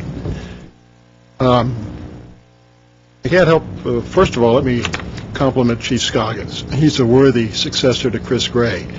He's a fine, articulate gentleman, and he is certainly a worthy spokesman for his position. I can't help, as I started out thinking about all the times I stood up here over a 10-year period arguing for traffic calming. Chris Gray would come down with his staff and say, we can't have it. Damage it will cause to our trucks. We have to get new trucks every year. We'll have 7 to 10 minute delays in getting to the scene. We'll lose our classification. Back injuries will go up by 50%. Well, we put in traffic calming, and none of that happened. Such, I have to look with some skepticism at this claim that we just can't get along without 4 firefighters. We had 3 for years. If we go back to 3, nothing is going to change. We have the same situation here that we faced in this country 50 years ago with the railroads, when they had to have double the number of people on their trains. They wouldn't compromise. We lost our rail transit system here in America because of it, and look at the problems we have. If we don't do this, we are pushing the city towards financial disaster. We don't need to become another Vallejo, which is one of 7 cities presently going into Chapter 11. What do? Do you raise taxes again? Or do we have to come up with some transparent gimmick to the extent that we take more of the little expendable income the taxpayers have left? You've got 2 choices. One is a hard choice. That is to go along with the work that Mr. Philpott has done and his recommendations. He's put an enormous amount of time into this, a lot of effort. The second is to take the easy way out and say, oh, well, they've got 4 now. Let's just leave it that way. That will certainly please the fire department. It will please the fire department union. With all due respects, Councilman Najarian, I know you're coming up for re-election. You desperately want that endorsement from the fire department union. They walk the precincts, they handle phone banks for you. Fine, if you want to do that and leave the citizens out there with all kinds of financial problems in the future, yes, but just don't send me one of those glossy postcards of you being hugged with by a fireman when you come up for re-election. I won't be interested in it. You've got to do something. You've got to face the hard issues. We have a major financial crisis in this country. Glendale so far has dodged the bullet. But if we don't come up with this savings of these millions of dollars, which this very simple program puts into effect, the responsibility will rest in your hands, gentlemen. Thank you, Mr. Welling. Mr. Murray, Dick Murray, followed by Katie Friedman. Afternoon, Mr. Mayor, Afternoon. Councilman, staff. I'm Dick Murray, longtime Glendale resident. It's my hope and the hope of many concerned citizens that this council will support a number of Mr. Philpott's recommendations. The need is great. There's a crying fiscal need to significantly cut fire department expenses, and particularly overtime. In the eyes of many, the overtime is unreasonable, unnecessary, and in the eyes of some, it's downright obscene. After listening to Mr. Philpott's many presentations to the council and to many other groups in the city, and then listening to the fire department's efforts to rebut the details of his presentation, there's no question that it's time to trim some of the fat that's obviously in the fire department, and that it can be done without adverse impact on the safety of our citizens. The clear reason for the excessive expense is the 4-man versus 3-man engine company. Reduce that to 3 and you make an enormous difference in the cost. The fire department tried, in my opinion, to convince many of the citizens who listened to their arguments that the 4-person crew was absolutely necessary or reasonable. Their arguments really and explanations have fallen flat. It wasn't logical. The fire department hasn't been able to justify it. We all know that a city council election is about to take place, or coming up soon, and that incumbents running for re-election are loath to offend the powerful fire department's union. That union historically makes significant campaign contributions to the incumbents, not only in money but in services. We all know that, and historically the city council has made the firemen among the highest paid employees of the city. You all have seen the 100 highest paid employees in the city. We all know how many of those are firemen. Most of that money is overtime money and not necessary.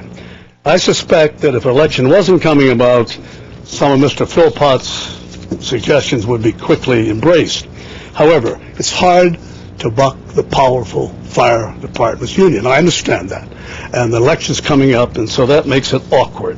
However, sometimes hard decisions have to be made, gentlemen. It is time to make them.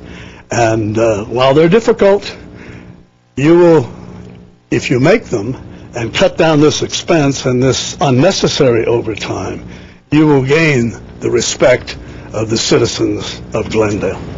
Thank you very much. Thank you, Mr. Murray. Katie Friedman, followed by Carol Welling. Hello, Mr. Mayor. Hello. And everybody else. I've never done this before. So I'm glad to have this opportunity to share this with you. Mr. Philpott spoke to the Crescenta Valley Rotary Club and brought this issue before us. And as a businesswoman, all I could think about was, wow, in my office, when it's slow, we don't work very fast. We just doodle. But when we have, in my business, when we're busy, everybody works at full capacity, and everybody is on board and working together as a team. Before coming here, I called my local fire station. Actually, I called the Glendale area, and I asked for the telephone number for the Montrose fire station. And the first person couldn't help me, so she got somebody else on the line, and then she said that she couldn't give me the telephone number. I thought it was really weird. And then when I was told that I had to, if I wanted to honor fire people, then I had to go through specific people, and I understand that. But what I thought was amazing was that how very rude and unhelpful she was. So I did what I think that a lot of other people do, was I went on the website and I got their telephone number, and I called the Montrose Fire Station 29. And I learned that there were 10 on staff. And we keep on hearing about the 4 versus the 3, so I kind of figured out that it's a 4-4-2 combination. But there are 10 people in Montrose at the fire station. And then I was told that if something happened, they worked with the Verdugo fire station. Okay, so why am I bringing this out? There are 2 fire stations that are really close. Montrose is like the size of a postage stamp. Verdugo isn't too much bigger. Austin, Texas is huge. And Billings, Montana, they may have a couple fire stations in all of Billings, Montana. We're here in Glendale. This is like fire stations are so close. So the point is, if you need 6, 2 fire stations are going to show up anyway. If you need 10, you're going to pull from other stations. If we're able to be accountable business people and get a budget that's in balance, then it's nice to consider what reducing 3 would do. Maybe people might have to work a little harder. And one more thing, don't discount volunteers. You said something about a volunteer program. You wouldn't want to volunteer because it doesn't pay enough. Well, there are volunteers out there that would love to help out. And I think that discounting the opportunity for volunteers is discounting opportunity in balancing the budget. Thank you very much. Thank you. Carol Welling, followed by Lenore Solis. Carol Welling, resident of the city of Glendale. I stand here before you to support the concept presented by Bruce Philpott of having 3 to an engine as opposed to 4. The reason why I support this is because it is fiscally responsible and there is no proven difference between a 3 as opposed to 4. Now, I know that this will be a change, and I know that the union does not want change. And contrary to what the chief has said, this is a union issue. The union is entrenched, and we all know that, and they don't want to get out of their comfort zone. But we must be responsible to, you 5 must be responsible to the citizens here of Glendale. We are facing a fiscal crisis, and I thought it was very telling that the new chief said he didn't care about fiscal responsibility. He cared about his department. Well, we out here care about fiscal responsibility. Cities throughout the state are facing fiscal problems. I am going to give you here something I pulled off the internet. The city of Vallejo has gone into bankruptcy because the fire and police are not fiscally responsible. Today is your opportunity to begin the process of reducing excessive salaries, excessive personnel, and excessive overtime.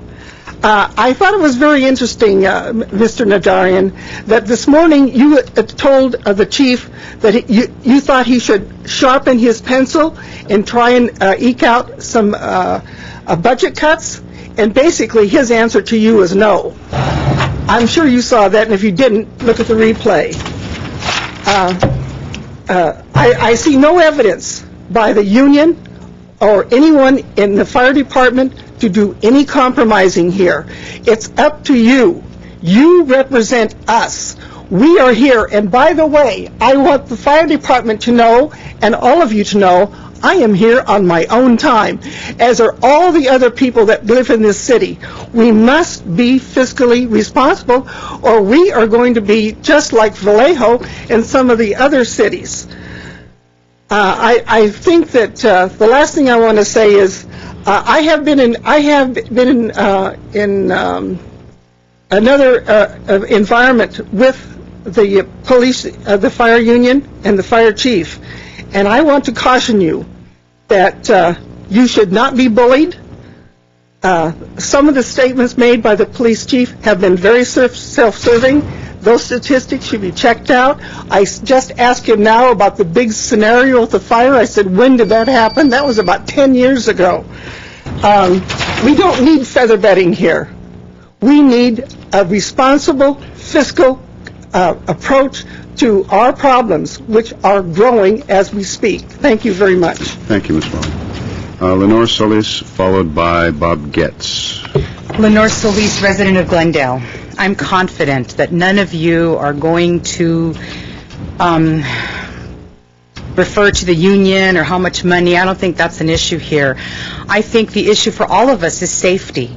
You know, I sat on the interview panel for entry-level fire and police in the city of Los Angeles. And I had done police interviews for many years, and then they trained me to do fire. And the caliber of candidate for the fire department in comparison to the police department, I wanted to give everybody 100, and they said, wait a minute, slow down here. You can't give everyone 100. But the caliber of candidate was just phenomenal, awesome. And, you know, let's face it, we don't pay our fire and police personnel for what they actually do. We pay them for what they're willing to do. And I think we have to remember that their safety and our safety is paramount. My mom did have a heart attack, and those guys did come in, and they did save her.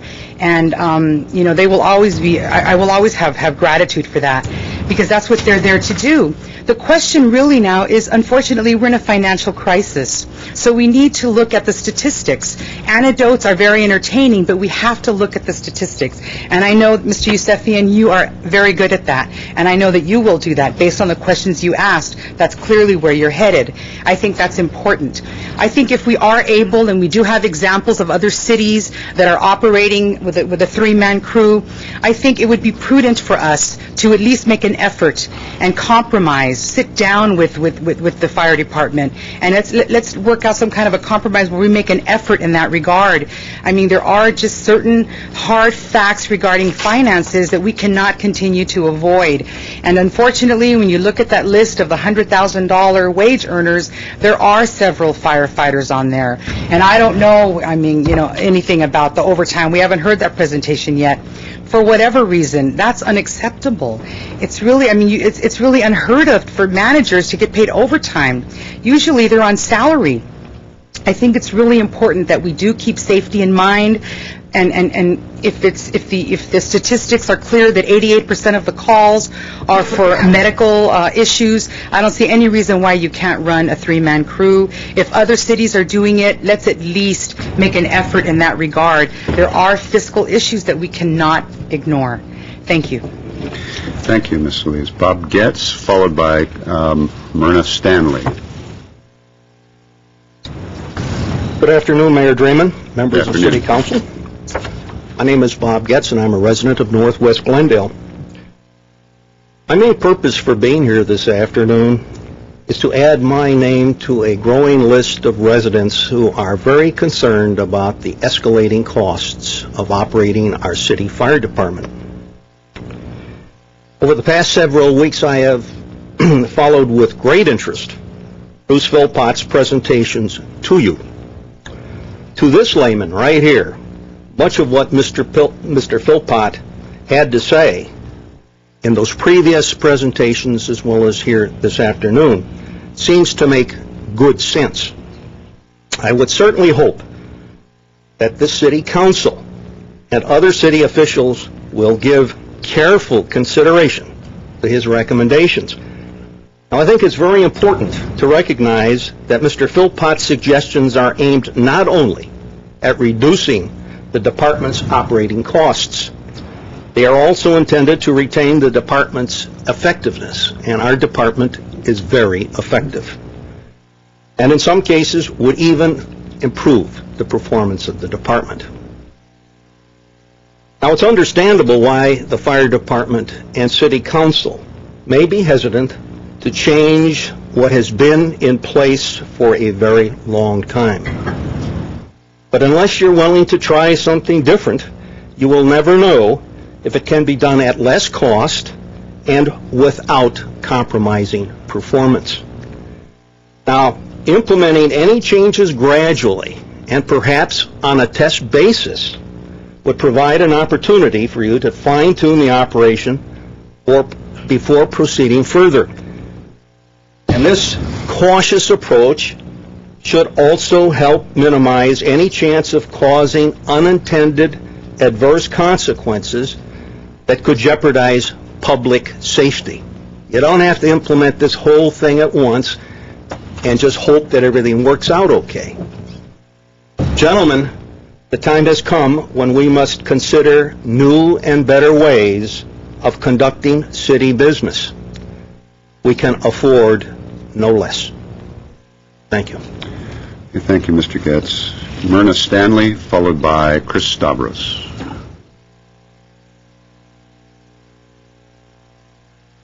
Good afternoon, Mr. Mayor, council members, and staff. My name is Myrna Stanley, and I'm speaking on behalf of the Verdugo Woodlands West Homeowners Association. And the first directive was to specifically and directly thank the fire department for the service and the protection that they provide our community. It's very much appreciated. As Mr. Philpott said, we do indeed have a very fine fire department. Our concerns deal with the city manager has asked that due to the budget shortfall that every department tighten its belt, and we feel that the fire department should be included in that. I think what we're asking specifically is that the issue of overtime be looked at. I went on the internet today, and the governor of California is paid more than, wouldn't you know it, of any other governor in the United States, and his salary is $206,500. And just on the first page, there may be more, I don't know, but there's 7 classifications in the fire department, and that's not including the fire chief. He does get overtime, but 7 that make well more than $206,500.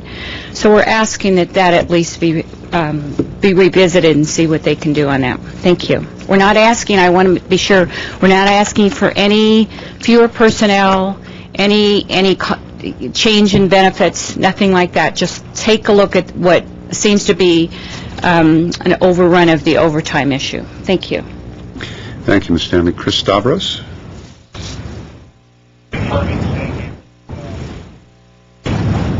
Hi, Chris Stavros, President, Glendale Firefighters Association. I never knew a little Greek could make people shake in their boots so much. It's pretty funny what they're bringing up, some of these things. I want to address the issue of overtime. Our public position and our private position is the same. There shouldn't be any vacancies in the fire department. That will result in a reduction of well over $1 million of the overtime. You just hired a finance director from Burbank. He can tell you what's normal for Burbank for overtime for the last several decades, and Pasadena. Overtime is important. We're not looking for a gravy train of overtime. We're looking for a reduction in overtime by a significant amount. It's no problem with us. It's the right thing to do. We want more people on the line. We need more firefighters. On the issue of staffing, four-person staffing is not a luxury. Okay? This isn't some gravy train we're on. Cities of our size with our tax base, by and large, have 4-person staffing. Just look next door to Pasadena. Mr. Philpott spent decades working in Pasadena. He made the same presentation in Pasadena. They didn't listen to a word he said. What type of political capital or what type of respect is he getting in that city? You decide the type of fire department that you want. 4-person staffing is not a luxury. L.A. County Fire Department responds to almost every single medical call with 7 or 8 personnel. They have both 3 and 4-man engines. They respond with 2 paramedics and 2 EMTs on a private ambulance. We respond with 6. It's not out of line. Are you aware that 5 of the 10 busiest companies in the entire Verdugo system are right here in Glendale? 5 of the 10 out of over 50 rigs. You are increasing density, you're increasing building in the urban interface, you have the Metrolink, you have a fuel line running down San Fernando, your city is bisected by mountain ranges, your staffing is not out of line. Okay? And you're talking about cutting staffing. That's what he wants to do. NFPA 1710 wasn't a labor initiative. It was brought by fire chiefs first, labor got on board, and many community groups got on board also. Here's what NFPA 1710's 4 main purposes were, which talks about 4-man staffing. To improve methods of fire control, extinguishment, and prevention. To improve emergency medical service delivery. To establish safeguards against loss of life and property. To protect firefighters, EMS providers, and the public. It represents decades of scientific analysis. I know Chief Scoggins is going to talk to you about that more in a minute. Mr. Philpott almost never mentions the word firefighter safety. Never. It's not a concern to them. It is a concern to me. This is what reducing fire company means to somebody in Chevy Chase Canyon. Okay? Get a house fire. Engine 23 responds with 3. The resident comes out of the house, says there's no chance, everybody's out of the house. Engine 23 waits there until the next engine comes in before they can mount an interior attack. They will not confine it to the room of origin. It will spread. It could spread significantly. They cannot make an interior attack if there is no rescue. This is a safety issue for the fires, and if they make an interior attack for a rescue, it's exceedingly dangerous. I guess my time's up. If you could conclude. I'll conclude real quickly. I was lucky enough to be on the board that selected your fire chief. Okay? The city manager made it very clear to the raiders on that board. We want to have a Class 1 organization across the board, not just a sticker on the rig. Okay? That's what he wanted. That's the guy you hired. He just came up here and told you what he thought from being at the city for 18 years. Him and Chief Gray are not head-in-the-mud type of guys. They're progressive. They're looking at ways of saving money but doing things the right way. I don't believe the 7 or 8 speakers represent the Glendale citizens at large. So in closing, I'd like to tell you that, do you have any questions for me? Over the course of the last several months, years, whatever it's been, people have come up here and used my name in various intonations. And do you have any questions about anything they said? I'm more than happy to answer them on the record without any notes about anything they talked about, our operations, what I said or what I didn't say. Anybody have any questions for me? Well, we'll see if we do. Have you concluded your... Yes, sir. My time's up. I'll wrap it up. All right. That is the last speaker card. And don't go far. Okay. Because there may be some questions. But let me go to my colleagues and get some response. I don't have a question, but I want to... Comments? Yeah, a comment. And I'm not going to comment on the overtime or the 3-person. I'll wait until later. But let me just talk a little bit about the deficit of tens of millions of dollars, as one of the speakers mentioned. A deficit of tens of millions of dollars. And I've heard that numerous times. Is that the case, Mr. Starbird? Does a general fund have a deficit of tens of millions of dollars? Actually, you're not able to adopt a budget that has a deficit. I have to bring to you, and you have to adopt a balanced budget. So the answer is no. Then the looming bankruptcy that we're about to embark on, just a matter of time. Before we go into bankruptcy, let me let the public know that we have a reserve of close to $500 million. We've had a reserve in this city since I've been elected in the $500 million range. When I travel all over the state of California on different conferences and so forth, when I let other elected officials from these municipalities, large and small and medium-sized municipalities, rich and low-income municipalities, when I let them know that we have a reserve of $500 million, they are stunned. They are stunned.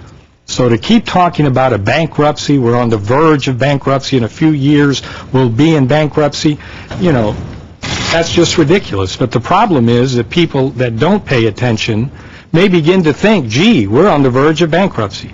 That is just totally ridiculous.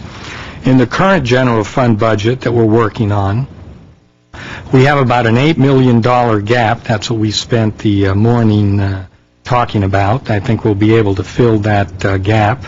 The general fund budget, by the way, is $164 million. General fund budget is $164 million, and we're trying to get past that $8 million gap. Then the budget of the Glendale Water and Power is $300 million. The capital improvement the capital improvement budget is about $55 million. So overall, I absolutely refuse to acknowledge or absolutely agree with the concept that somehow this city is financially in horrible shape, and if we don't change our ways, we're going to be heading straight downhill. And by the way, I'm a very, very fiscally conservative person. I only buy used cars after they're 1 year old or year and a half old. I'm personally very conservative. I don't like to spend money that I don't have. I don't like to borrow money. And that's the way I approach the budget of the city of Glendale and the decisions that I make about the city of Glendale. So, you know, you're losing credibility when you go to that podium and continue to insist that we're on the verge of bankruptcy and we don't have the money to do whatever it is that we need to do in this city.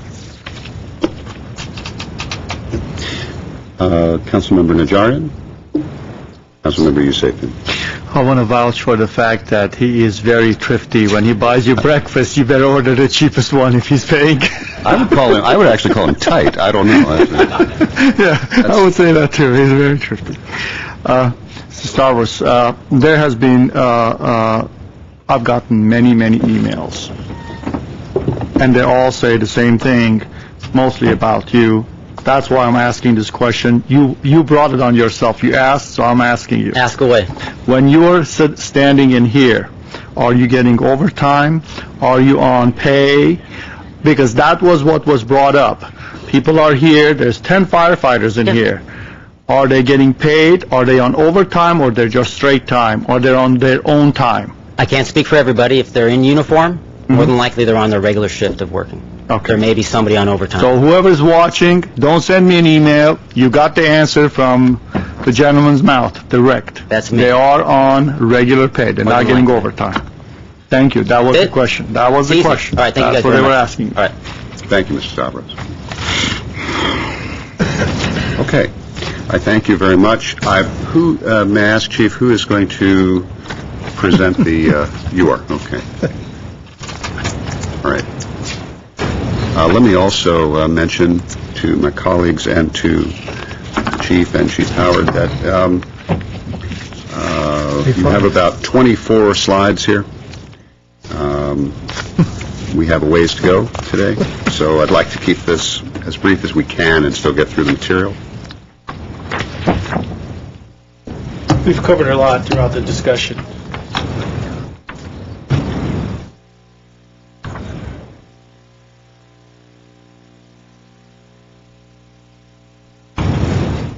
I'd like to get it started on.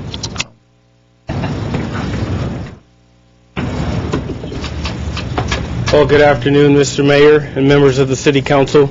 Once again, 3 times in one day. I never thought I'd be experiencing 3 times in one day, but it's good. Maybe the only day. Yeah. We're breaking you in.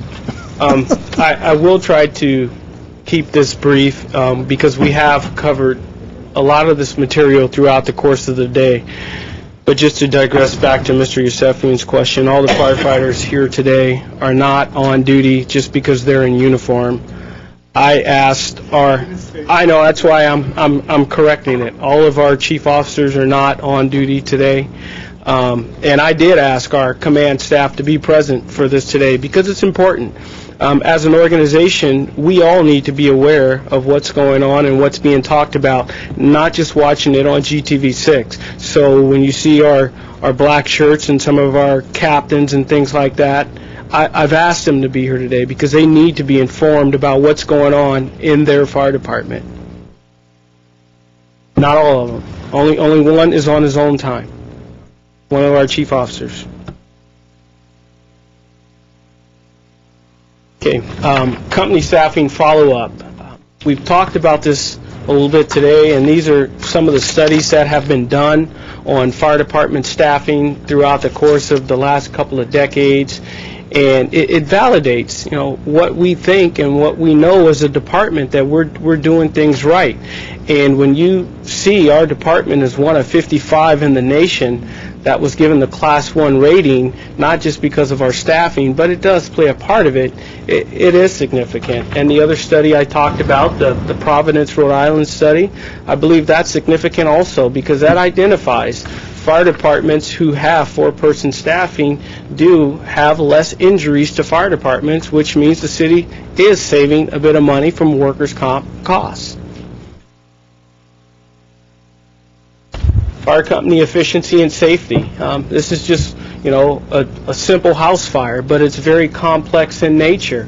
Without an aggressive attack on this fire, this entire house could burn down. But once again, that was one of my fires, and we confined that fire to the room of origin. Everyone got on scene and did a good job. But one of the speakers talked about today, what are we doing when we're not fighting a fire, when we're not on a medical emergency? And I think that's one of the points that's important for the community to know what we're doing, because all of our time is not spent fighting fires. We do over 3,000 inspections per year to businesses and residential apartment units, 6 units or more, over 3,000. That's not done by our Fire Prevention Bureau. That's done by the fire companies. We do many public education programs throughout the year for the community. There's a lot of training that takes place, a lot of specialized training that takes place. Here in the community of Glendale, we're very fortunate that we have a typed USAR, Special Urban Search and Rescue Team, and a specialized hazardous material response team here in the community of Glendale. You won't find communities our size with those two type of specialty resources.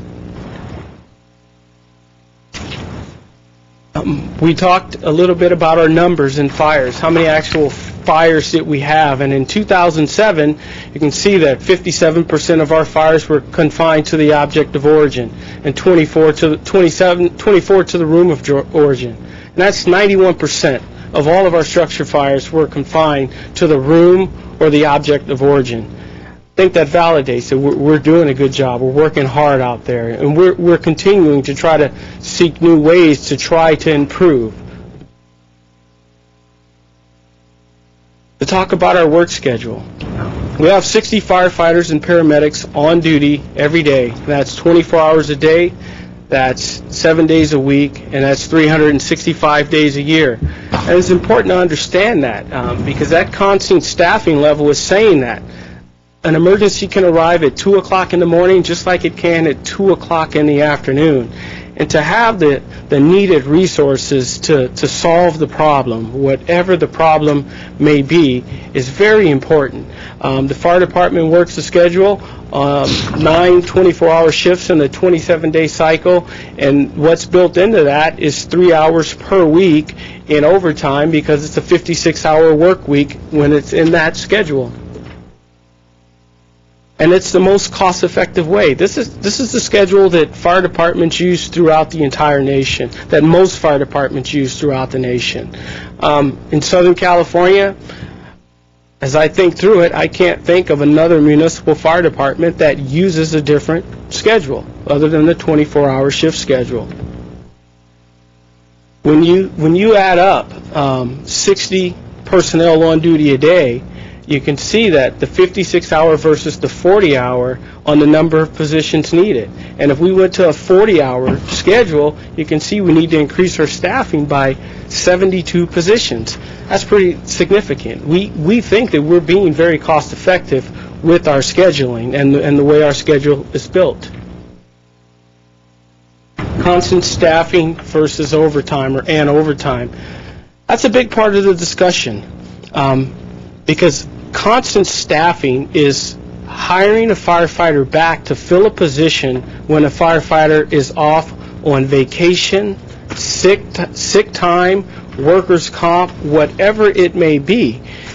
And that's to achieve the 60 personnel on duty a day. That's what constant staffing is. It's not necessarily overtime. We're just meeting that need of 60 personnel on duty every day. And minor exceptions are made for short periods of time, just like I talked about. There may be training that takes place. We do our own background investigations. We have training meetings, and all those different things may take place. So when you look at what's really accountable for our constant staffing, then that's $4.7 million or 81% of our overtime budget.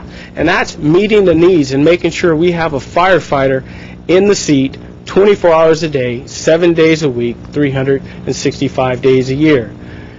Okay. Support overtime.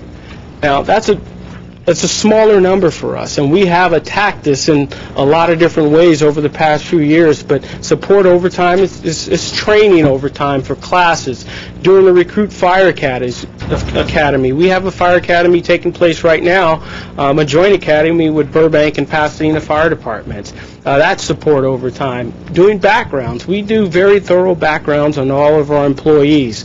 So that's what's considered support overtime, and that's what we have some discretion on.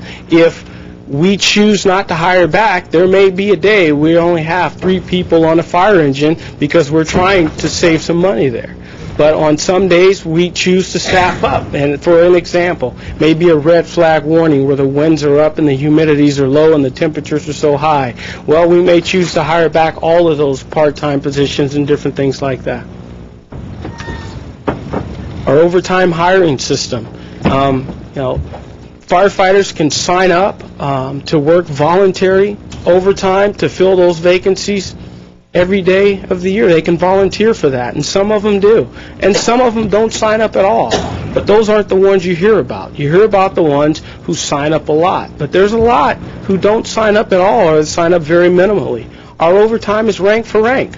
That means if a fire captain takes off duty, then we're going to hire back a fire captain. If a fire engineer is off duty for vacation or sick or injured or whatever it may be, we're going to hire back a fire engineer to drive the fire engine. And the same with the firefighter or a firefighter paramedic. And other types of overtime is we may have an emergency that takes place. Some of you may remember, or all of you, the Brand Park fire several years ago. Well, we needed everybody who we can get at that point to solve that problem. So we'll hire everybody back and you work until the problem is solved.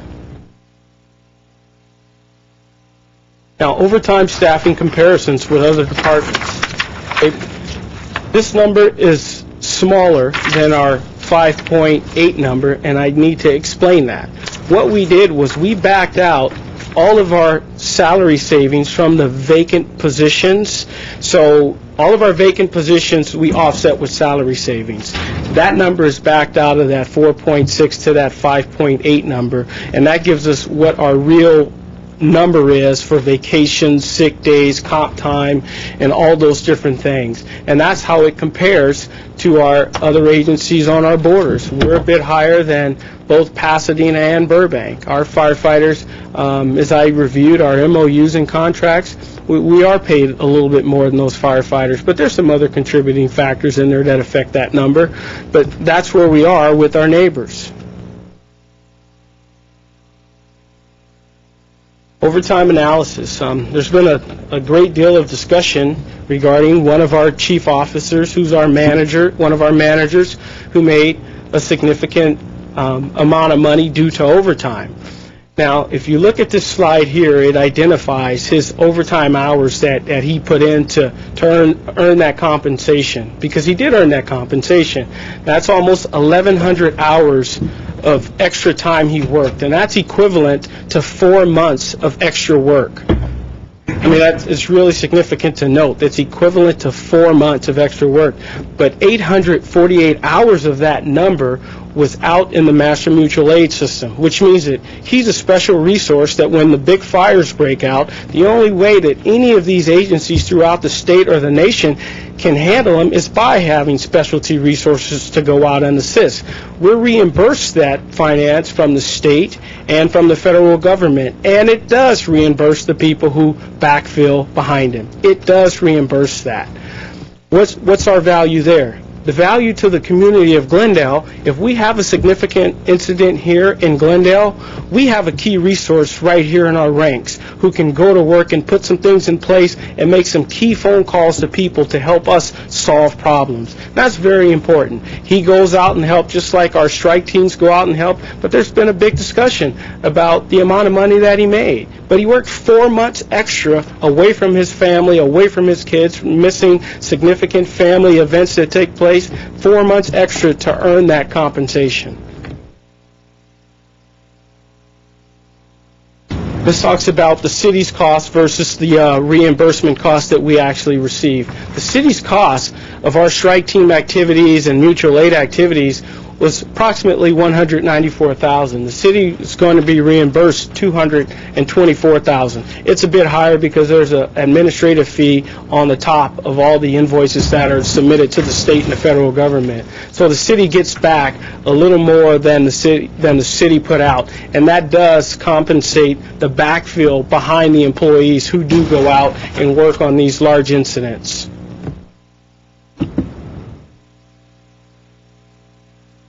And over the past 8 years, you can see how our overtime numbers have increased. In 1999, our overtime budget was $1.5 million, and to 06-07, $5.8 million. But there's some significant things that took place throughout the course of this time that we're going to talk about here real soon, so everyone has a complete understanding of the things that took place and how it was paid out.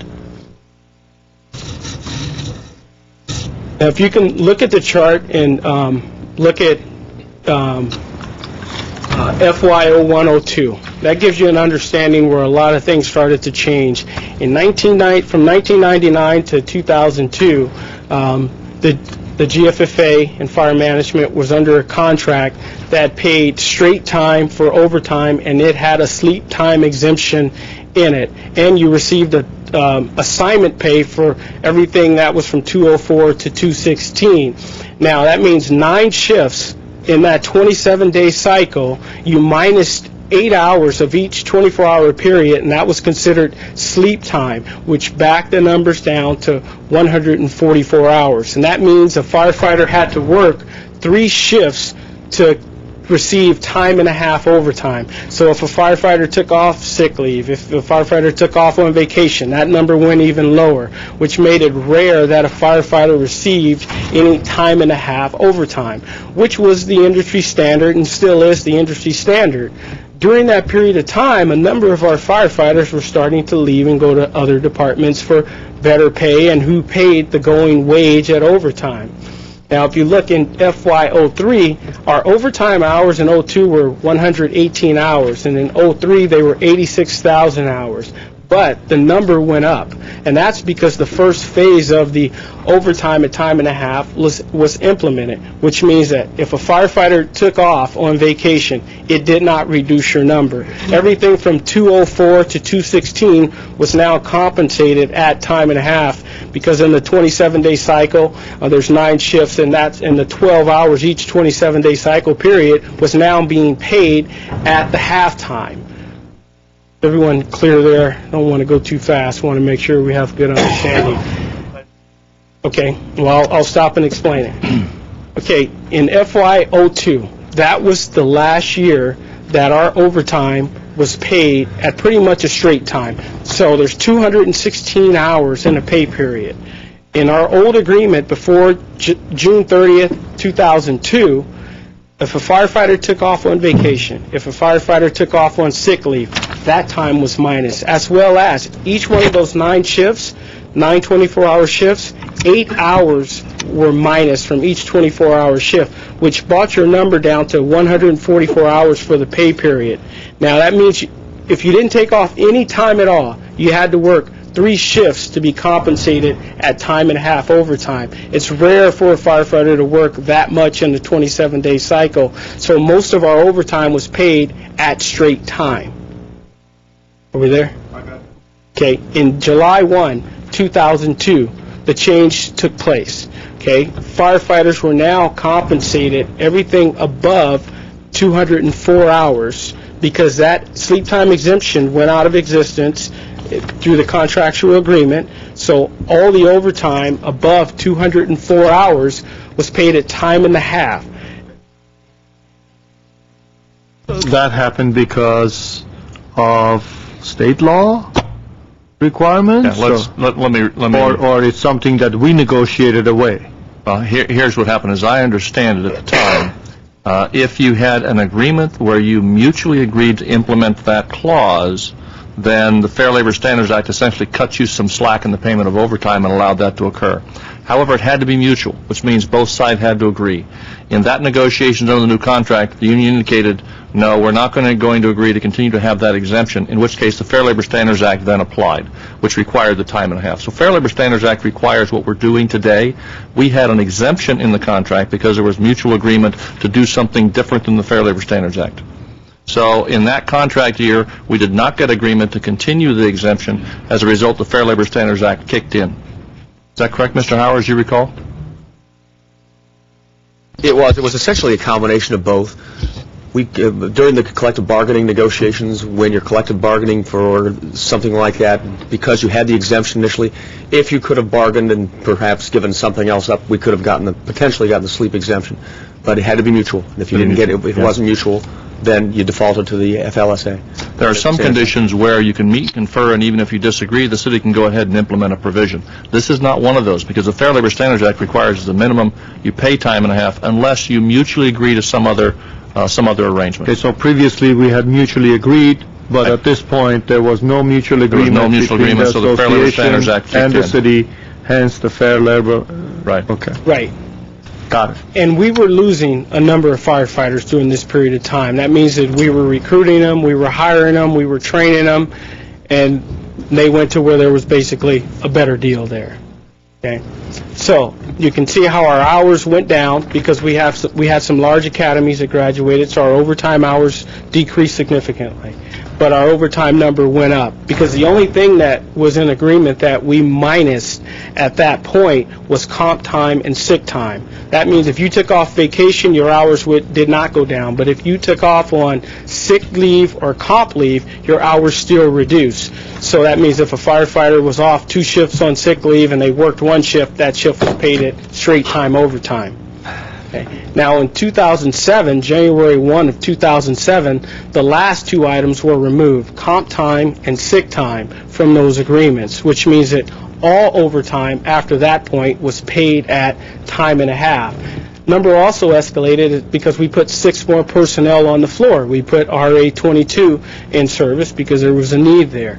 So that's why the number grew a little bit more. If you can go through the different color schemes there, you can see the minimum staffing levels, and that's would tell you that where the increases were, the MOU changes, and that's basically what we just talked about. It's the comp time, the vacation time, and the sick time starting to be added into the contractual and to the pay. The COLA, and that's the COLA roll-ups each year on how much that's accounted for. The FLSA rate differential, that's also a key point to note there, because what happens is when we went out of that agreement, all the extra pays, whether it's a paramedic bonus or whether it's an educational incentive or a bilingual pay or anything like that, those things now had a dollar value to them, and you had to add that into the overtime rate that an individual was paid.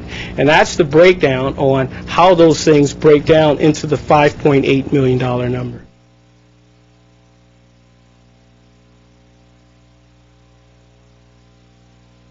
Okay, overtime by classification.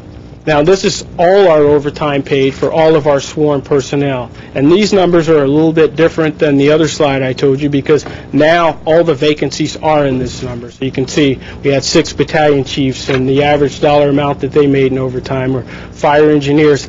But these are to cover the line personnel spots. When a person's off on vacation, when a person's off sick, we hire up to 60 every single day, 365 days a year. What do you mean? Wait. We're going to pick up the questions at the end of the presentation, okay? Now internal audit will come in.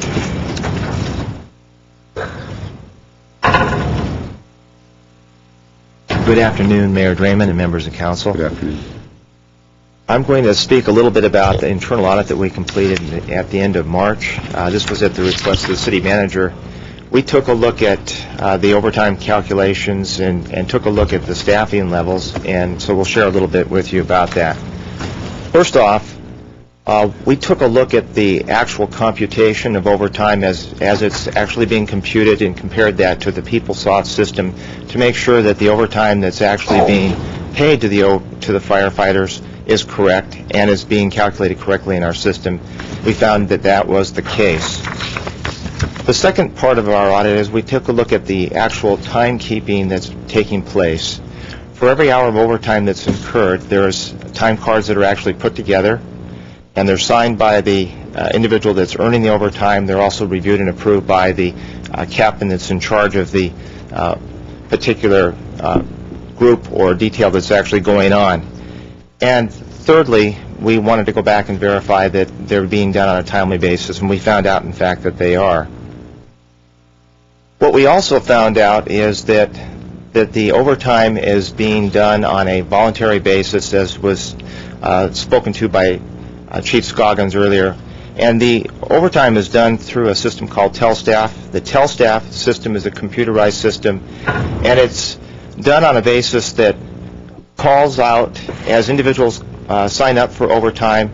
It's not who signs up first, but as they sign up and positions are available, whoever has the least amount of overtime hours at that point in time will be the first person that gets the overtime position as it comes available. So it's what we call it, the least hours are up first, and then it goes down. So as Chief Scoggins indicated, there are some people that don't sign up for overtime or very little, and there are those that sign up all the time, and it just depends on how many people are signing up will dictate who gets the overtime. Lastly, if there is not anybody that's signing up on the voluntary list for overtime, then they go into what's called mandatory overtime, and then that list is done the same way. Those with the least amount of hours will be the ones that are called first compared to those with the most amount of overtime hours. So it's done pretty much on a prioritized basis so that there's a distribution that takes place. But there will be spikes where some people sign up all the time, and you'll see a higher level versus those that don't sign up at all.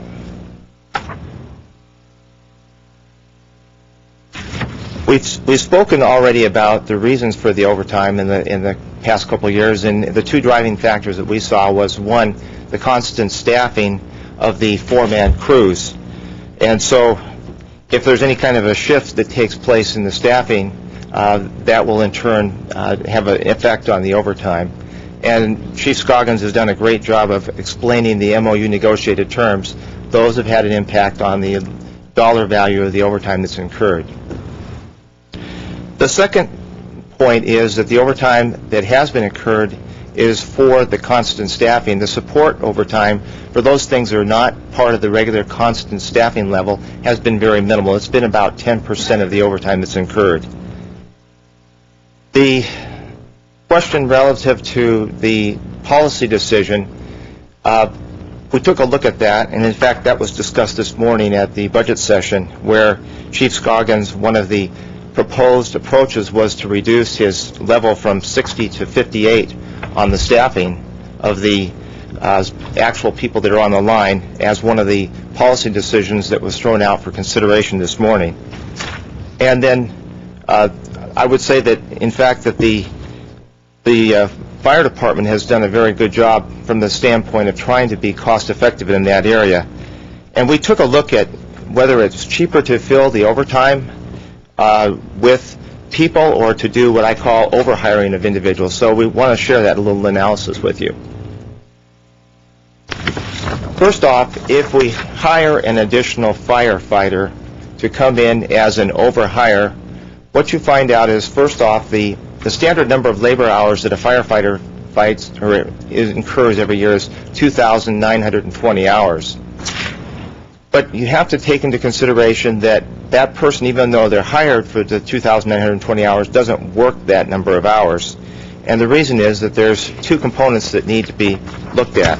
The first component is the compensated absences, and those would include such things as vacation, sick leave, and comp time. And based upon the analysis that we did, we found that on average there was 288 hours that fell into a firefighter's compensated average. So that would need to be reduced because those hours, in fact, aren't available.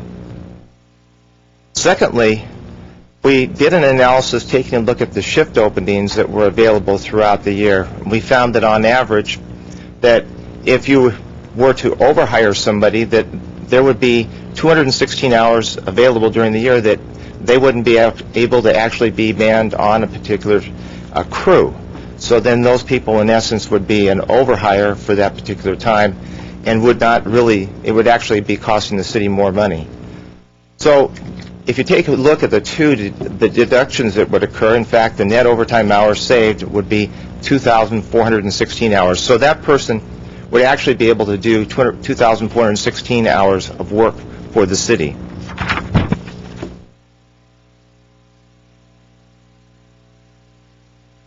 So we wanted to take a look at, well, what is the value of that 2,416 hours? And what we did is we did an analysis of what the actual cost would be for a person doing that.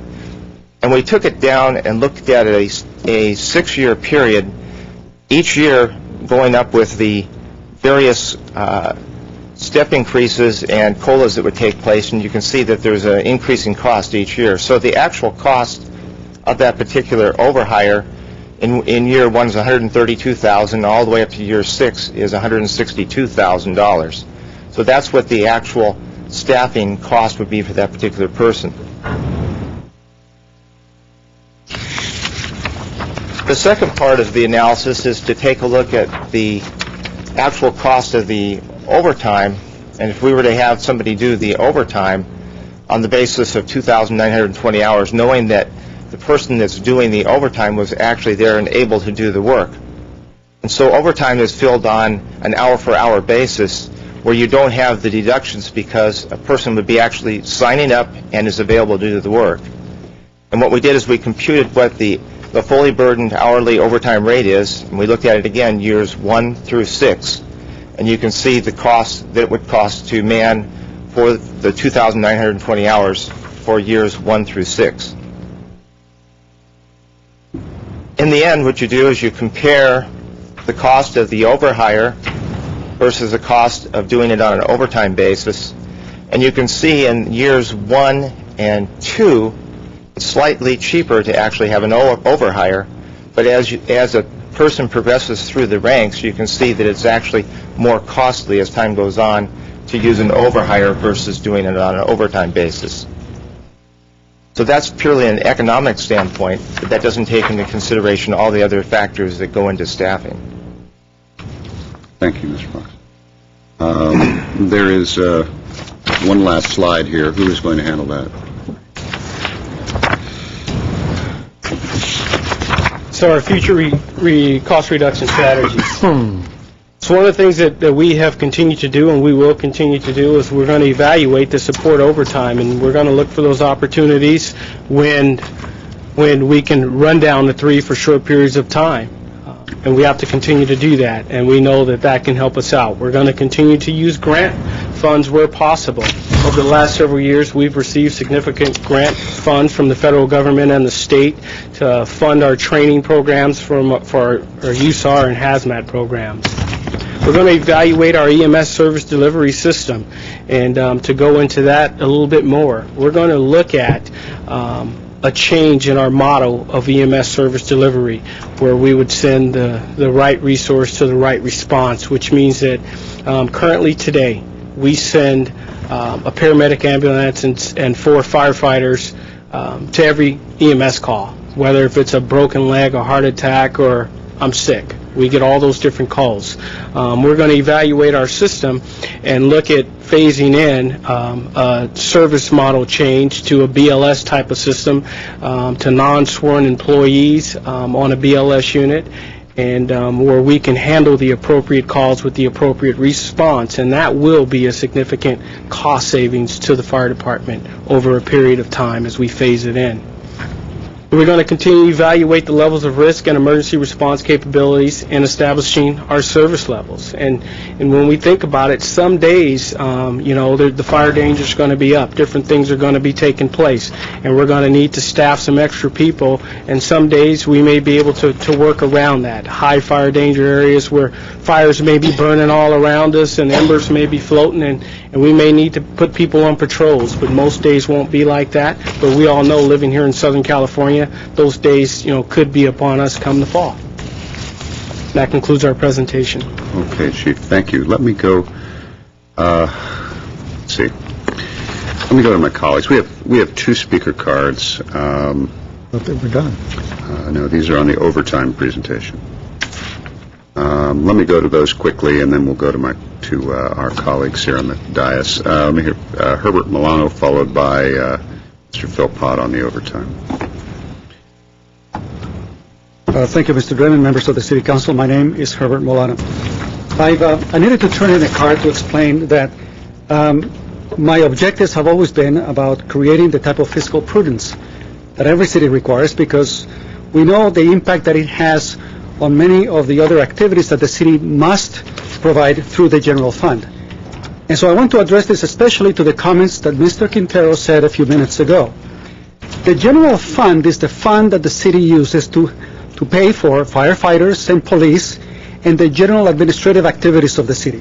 The money comes from property tax, sales tax, the California state funds, and some federal funds in a nutshell. Every single year since 2000, our expenditures for the general fund have exceeded the income. The amounts have been from $8 million to $22 million, I forgot the amounts, but it's a significant amount every single year. That money has been taken from the enterprise funds, which is primarily Glendale Water and Power. This year, about 4 months ago, the City Council approved a bond of $100 million to pay for the infrastructure needs that GWP needed.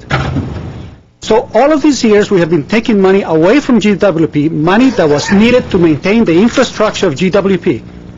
And now we borrowed in order to do it. So in another way of looking at it is, we simply filtered that deficit and that borrowing through the Glendale Water and Power. But the deficit is still there, Mr. Quintero. Every single year, that general fund, the fact that we have a reserve, the purpose of the reserve, according to the charter, if I understand it correctly, it really is for an emergency type situation, not to provide the funds for operational needs. And at one point in time, it used to be 35%. It went down to 30, now it's down to 29. The point is that good fiscal prudence requires that this city be able to fund its general fund appropriately, and the enterprise funds for what it is. But right now, the Glendale Water and Power is becoming the outlet, the back door, through which you basically circumvent Proposition 13. You increase the amounts to the general fund with regard to the expenditures the expenditures increases with regard to the number of employees and payroll, not just the fire department, in the police department, and the rest of the manager association. At amounts many, many times the increase in either the consumer price index or the population increase in Glendale. And I showed those charts before. So we are overspending and not controlling those costs, and we expect the councilmen that we elected to office to have the fiscal prudence, because eventually those charges that you do not control are going to be charged to the state of California. Those EMS calls, they get charged to the state of California. And when they don't pay, the city of Glendale pays. So all we're asking for is the right policies and the right procedure and good fiscal prudence, because it's the least that we can expect from you. Thank you, Mr. Milano. Mr. Philpott, 3 minutes. I'd like to react to what I've heard here a bit this afternoon by saying that, one, there's been a lot of noise, a lot of information, and within all of that, there are some key signals. And I don't know what our receptivity is, if we're objective listeners, but there are clear signals here, and there's a lot of noise, anecdotal noises that skew things out of proper management of known activities that occur routine and daily. First of all, ISO rating, and they didn't get into it much, will not alter their standings or rating if 2 of the 4 firefighters are reserves. 75% of all firefighters or all fire departments in this entire country are either an all-volunteer organization or a combination of volunteers and regulars. There are several volunteer fire departments in this country that are Class 1 ISO rating. So to belittle and talk about the contributions that auxiliaries or fire reserves can make to local communities has to be part of the signal, and we don't lose that through the noise. Second, on a full assignment, We talked about that second engine on average is in on less than 1 minute. On a full assignment today, if staffed with 4, you have 24 firefighters. If engines and trucks on those incoming were staffed with 3, you would have 19 firefighters who would be assembled in a short period of time. You talk to any battalion chief, at least, who has the objective kind of in an environment where I can engage them outside of their normal fire hat and so forth to protect the culture and the practice, they will simply acknowledge that there are sufficient resources to manage these kind of events, even though they are staffed with 3. Injuries, 3 versus 4. I can show you studies that show you that 3 firefighters is less injurious than 4 firefighters. I can show you studies where a single patrol officer patrol vehicle is safer than a 2-person officer patrol vehicle. Regarding medical calls and the need for 6, last presentation, when Chief Howard made it on April 25th, in the same scenario with Chief Scoggins, but he said 5, not 6, he said 5.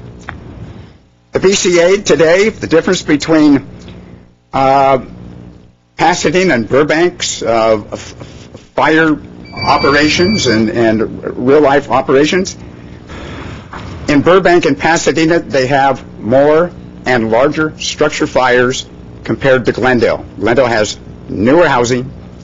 Pasadena has very old housing structures. And by the way, Pasadena is a Class 3 city. I think I mentioned that.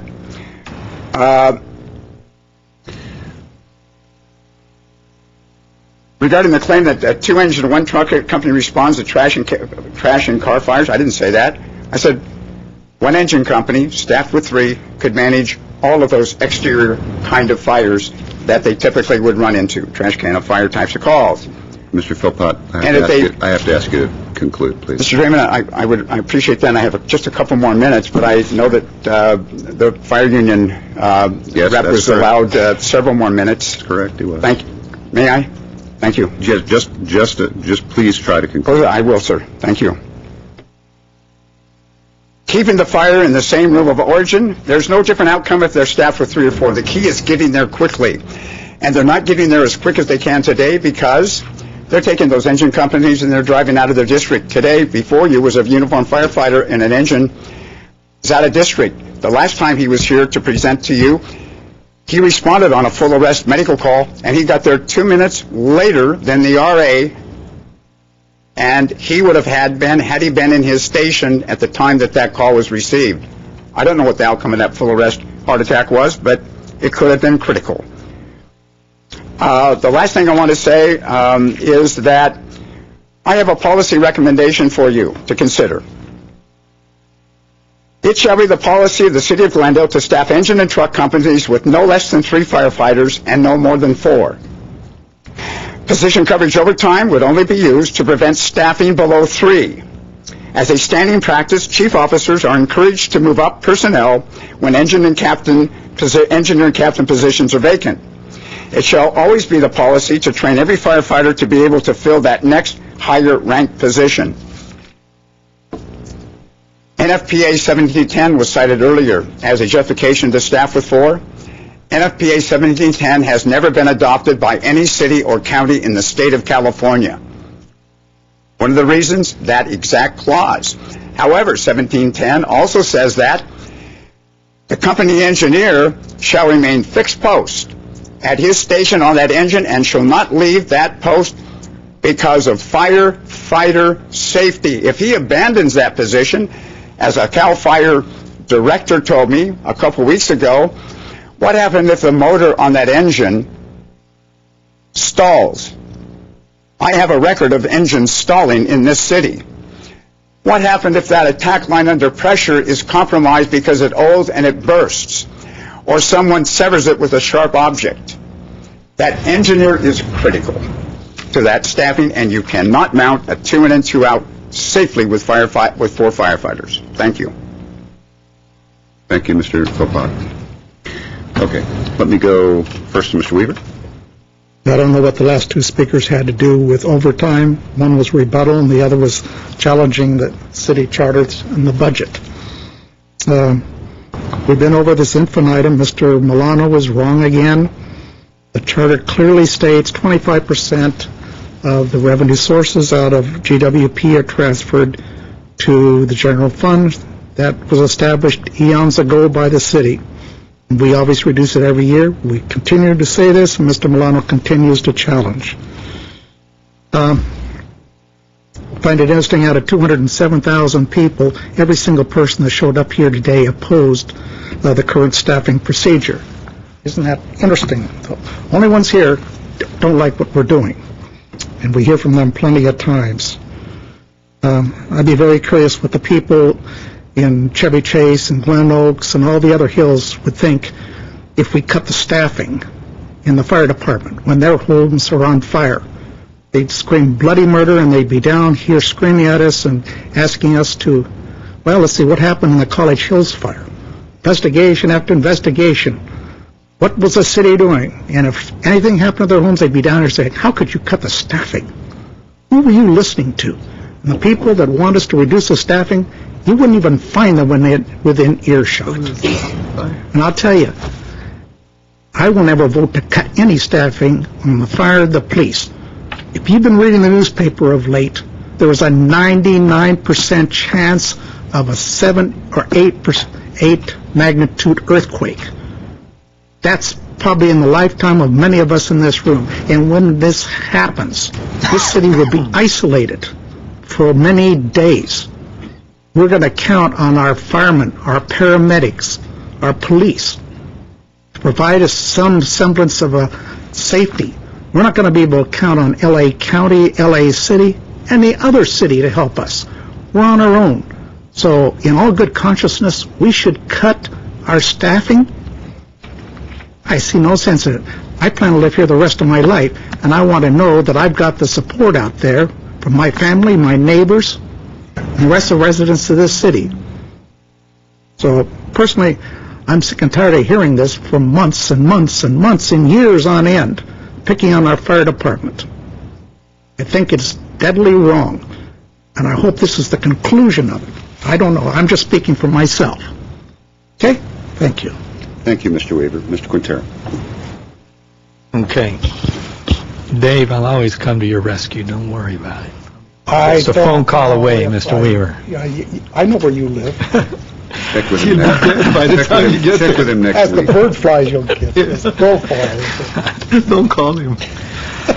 Yeah, I have some overall comments. We'll let the budget issues go, and maybe we'll talk about it tonight or whatever. But I look at the firefighters as prevention, because don't forget they do an awful lot of prevention, and that's exactly why I believe we have less fires in this city, whether it's hillside, multifamily neighborhoods, the towers. That's what people don't understand. I think they think that firefighters have this charmed life. All they do is sleep and watch TV and work out. But unfortunately, that's not the case. And fortunately for the rest of the citizens, they're constantly going out looking at, I know because we all get the complaints, going to commercial buildings, warehouses, and of course hillsides to make sure that everything is done right. So anyway, prevention and then protection. And then I look at the fire service as just plain insurance. Like Mr. Weaver says, in the event of a catastrophe, we want to have the maximum amount of firefighters present in this city. And unfortunately, due to the high real estate prices, not that many firefighters live in this city. Very few actually live in the city of Glendale. So the more we have, on duty, in service, the better off we're going to be. One of the, all kinds of statistics have been thrown around, but one of them that caught my caught my attention was that 80% of fire departments have 4 firefighters. 80%. I think that pretty well speaks for what the standard of the industry and the standard for safety is. And I'm not impressed. LA County has some 4, some 3. I assume a lot of the 3s are in areas that aren't very well developed. They talked about the City of Commerce. The City of Commerce has 3 firefighters. The City of Commerce is all warehouses. I'm sure they're all sprinkled, et cetera, et cetera. They probably have, 250 residents that live there? So, anyway, the City of Commerce, to throw that out, to me, I'm just not impressed. Then I want to go back to what I said originally, and that is that, the feeling today in listening to so many of the speakers is that we're in such a financial problem. The situation financially is so horrible that we basically should just take the chance on safety in the fire department. And maybe next we'll be asking to take a chance with police. Why? I don't agree. I don't agree that financially we're in such bad shape that we have to look at the manning of fire engines in this city. I completely and utterly disagree. Is the budget going to be tight? Absolutely. It may even be a little bit tighter next year. But as I mentioned earlier, I'm not the type of person that likes to throw money away. There's plenty of other things we can look at, plenty of other issues that we can discuss. And this particular issue, I'm going to have to be persuaded. Let's put it this way. Before I agreed to earlier in the budget session, there was a possibility that we would have 3 firefighters at Chevy Chase. Man, we better think that over. And we better think the Verdugo Woodlands over. And we better think a lot of hillside neighborhoods. We better think about it. I went down to San Diego, and I specifically drove all through those fire areas down in San Bernardo and all those surrounding communities. They weren't necessarily hillsides. It was kind of rolling terrain. There weren't a lot of trees, and yet it was a nuclear blast. I mean, it was just completely burnt to the ground. When I look at the Verdugo Woodlands, every time I drive through there and I see those overhanging trees, and on the way to my house I see the overhanging trees, I just shake my head and I just think to myself, oh my God, if something ever sweeps through there, it's going to be decimated. And once again, I think the reaction just naturally has to be, let's not take any chances. 4 is working just fine. Then, in terms of possibilities to try to save some money, and I think this department has to cooperate just like police and just like every other department in the city, I think we do have to look at the overtime issues. The EMS issues, I think we have to consider the idea of maybe just rolling an ambulance for the calls, have some sort of tier system where not everything is a 911 call where 7 firefighters show up. Anyway, we need to look at different ways to save money. There's no question about it. A community fire reserve corps, I would even be interested in looking at that, but not to replace firefighters on engines or anything closely resembling that. Something to supplement the activities of firefighters, whether it's prevention or whatever it is, fine. I think that's a good idea to look at a fire reserve corps. But I just think it's not going to work. I mean, the idea that you're going to have a trained firefighter in good shape to be able to respond to the needs of the community on a regular basis, I just don't think that works. And I'm very cognizant of the 2 in and 2 out, that is the standard. And I think it's very important that we maintain that standard. The Class 1 fire, it's more than just puffing about being a Class 1 fire department. I think it matters. I think it matters that we do everything that we can to protect the public. So in the coming budget sessions, I'm willing to listen to what the management has to say and the rank and file and to the other city council members, but it's going to be difficult to persuade me that this makes sense, to just willy-nilly go for a cut to 3 firefighters. I'm going to need I'm going to need more than what I've heard so far. That's it. Okay, thank you. Councilmember Najarian. Thank you, Mr. Mayor.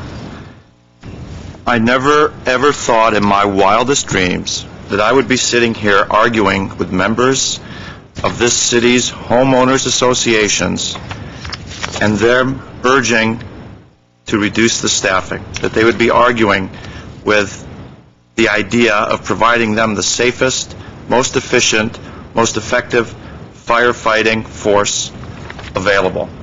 I am just shocked, and I never thought this day would come. You'd think it would be the other way around, that homeowners groups and members of the association would want the most effective firefighting force. But that's not what we have. But what we've heard is the ultimate concern of the dollar, ultimate concern of price and cost. Well, homeowner groups and those espousing the 3-person engine crew, let's go one further. Let's just bid this out to Los Angeles County Fire.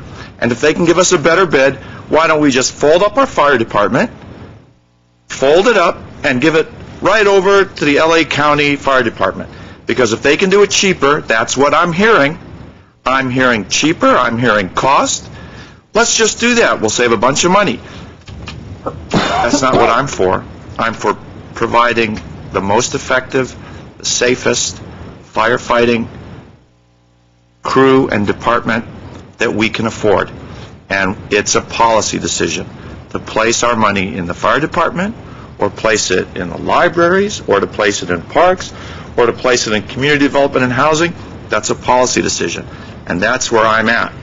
But I do challenge the folks, Mr. Philpott, if you think that money's the issue. LA County certainly has the resources. They're a well-experienced group. Why don't you go out and get us a bid? We saw what our budget was earlier today.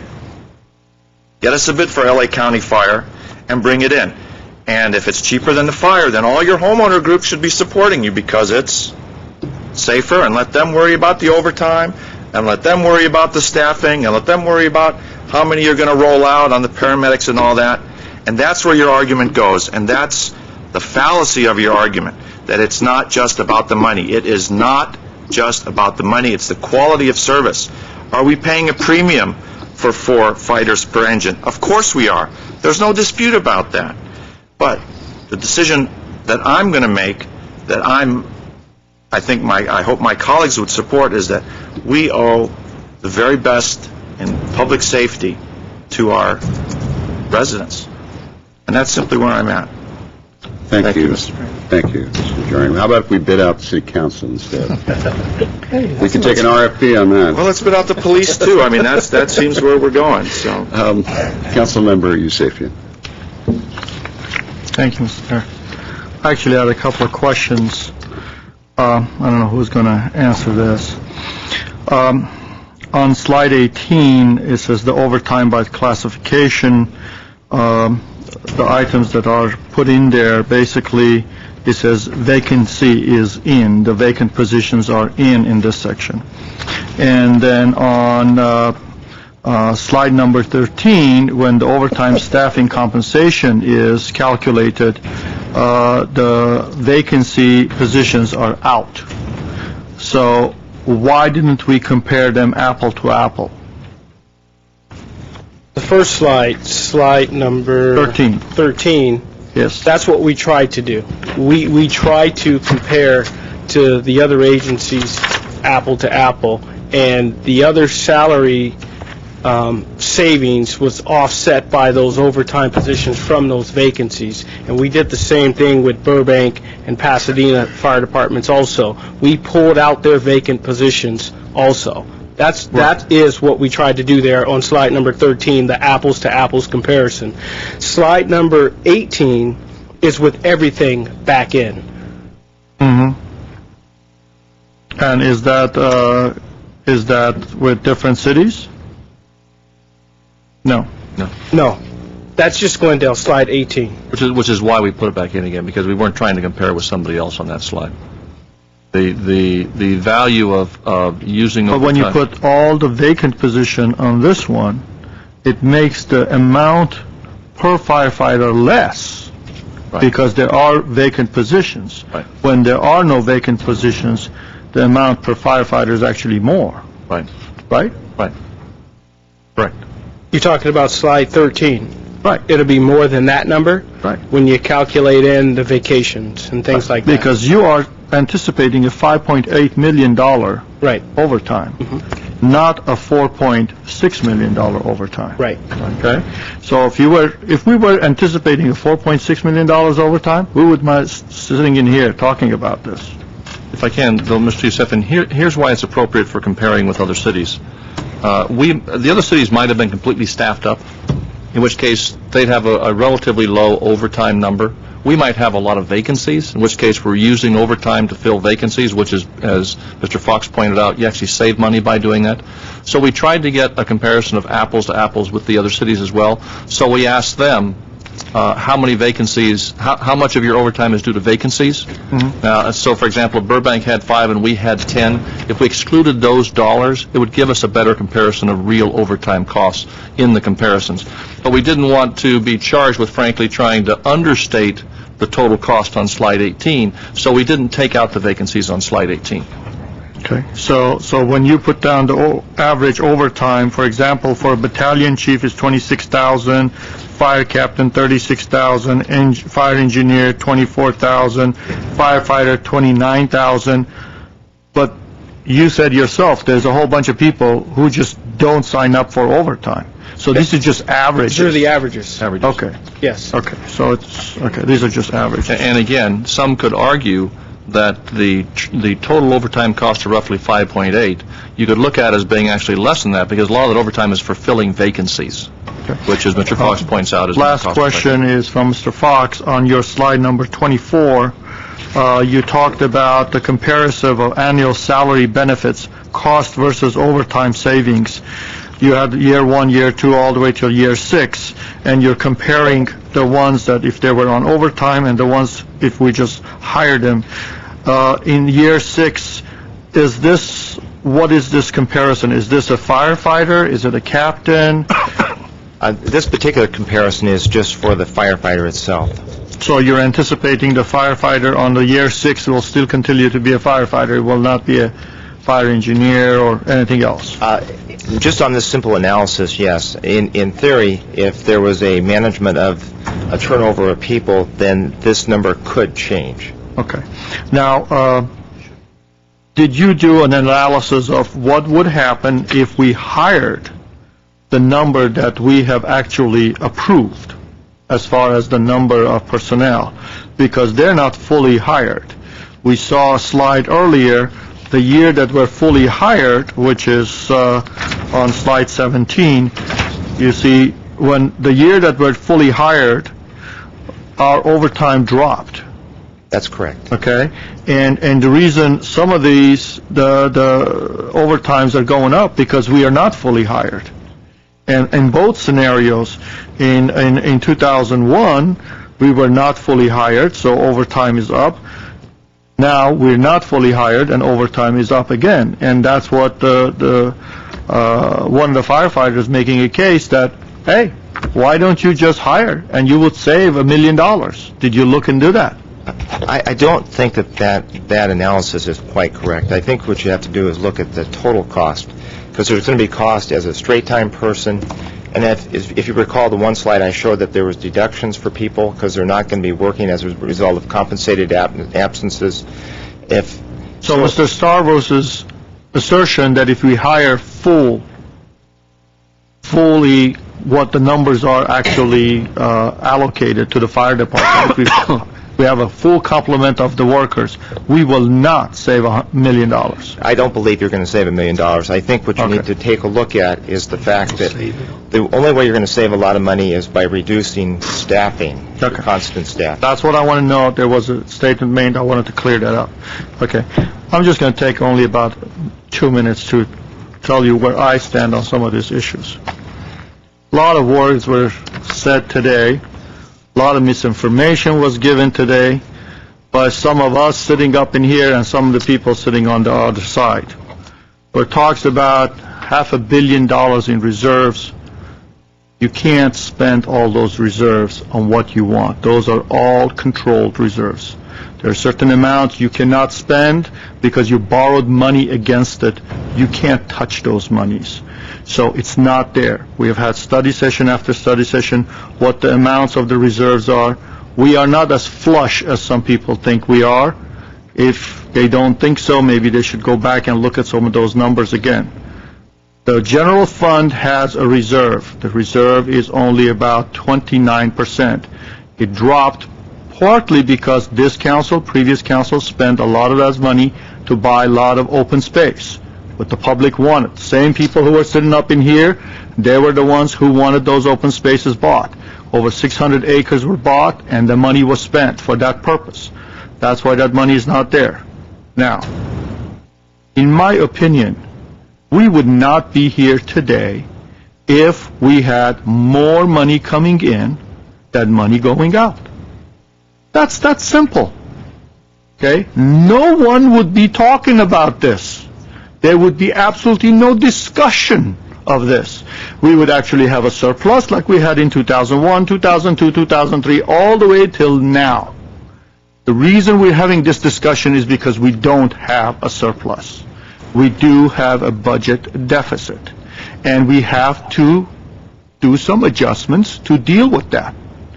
And for anyone to say that we could do all of these things and move numbers around without touching the fire department or the police department, which take a big chunk of the general fund budget, come on, we're fooling ourselves.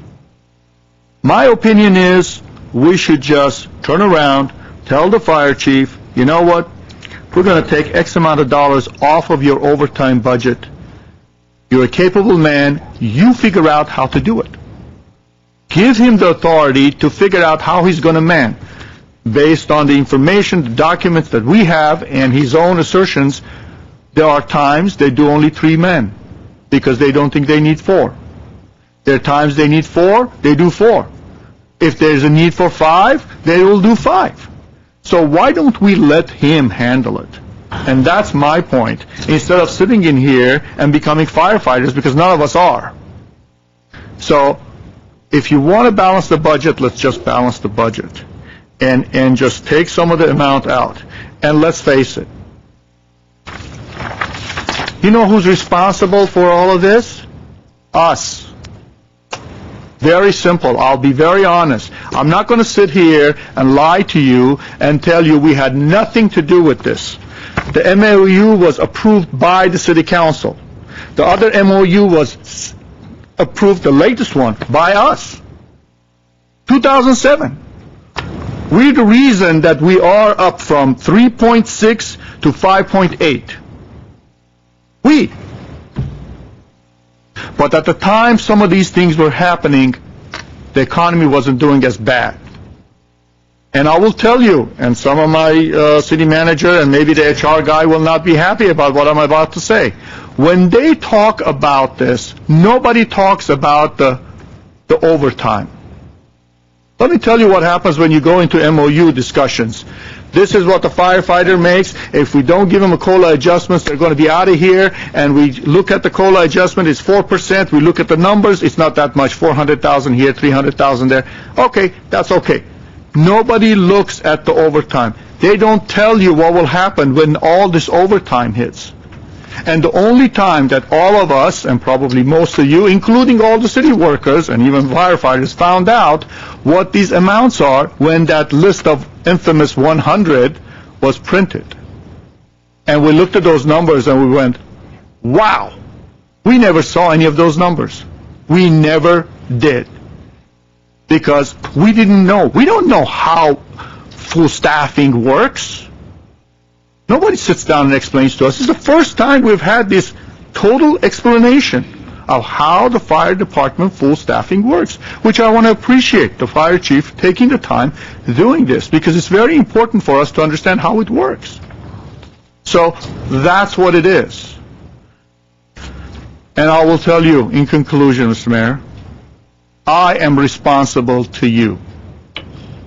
I work for the people of Glendale. I don't work for the fire department. Sorry, guys. I don't work for the police. I don't work for the city manager or any of the 2,000 people who work for you also. I'm here to take care of the 205,000 people who are people who elected me. So my allegiance is to you, but on the other hand, I need to make sure you get the best service for the amount of money you put out there. And I don't want to put you guys in jeopardy, because if you're on jeopardy, I'm in jeopardy, and everybody's in jeopardy. So I have to have a balance. So I'm going to continue to look at all the numbers. I will tell you for myself, I have not put this whole business of three-man completely out of my mind. I think the fire chief came in with some innovative ideas this morning. I am willing to give him an opportunity to go and implement that and deal with that. And, you know, and my answer to some of those people who keep saying, gee, all these trees are going to burn everything down, you know, we tell them don't prune them because we put you in jail if you prune them. So, you know, maybe we should let them prune some of those trees. I don't know. I was just kidding you, by the way. But which part? The pruning part. You know, I don't want to get into trouble on that. But to me, we need to do something with the overtime. That's where I see the problem. That's it.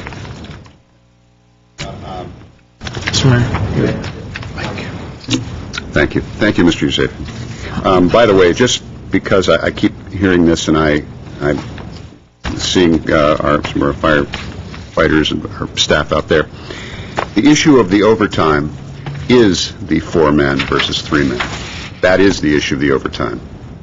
There's no overtime to be dealt with except that. Mm-hmm. That's it. Mm-hmm. So to say we don't look at that, but we just take care of the overtime is a statement that has no bearing on this discussion, just by the way, no matter how you feel about it, one way or the other. Secondly, Mr. Weaver, there is one staff member I wish we would have cut, then we wouldn't have had the College Hills fire, and that was the staff member that set the fire.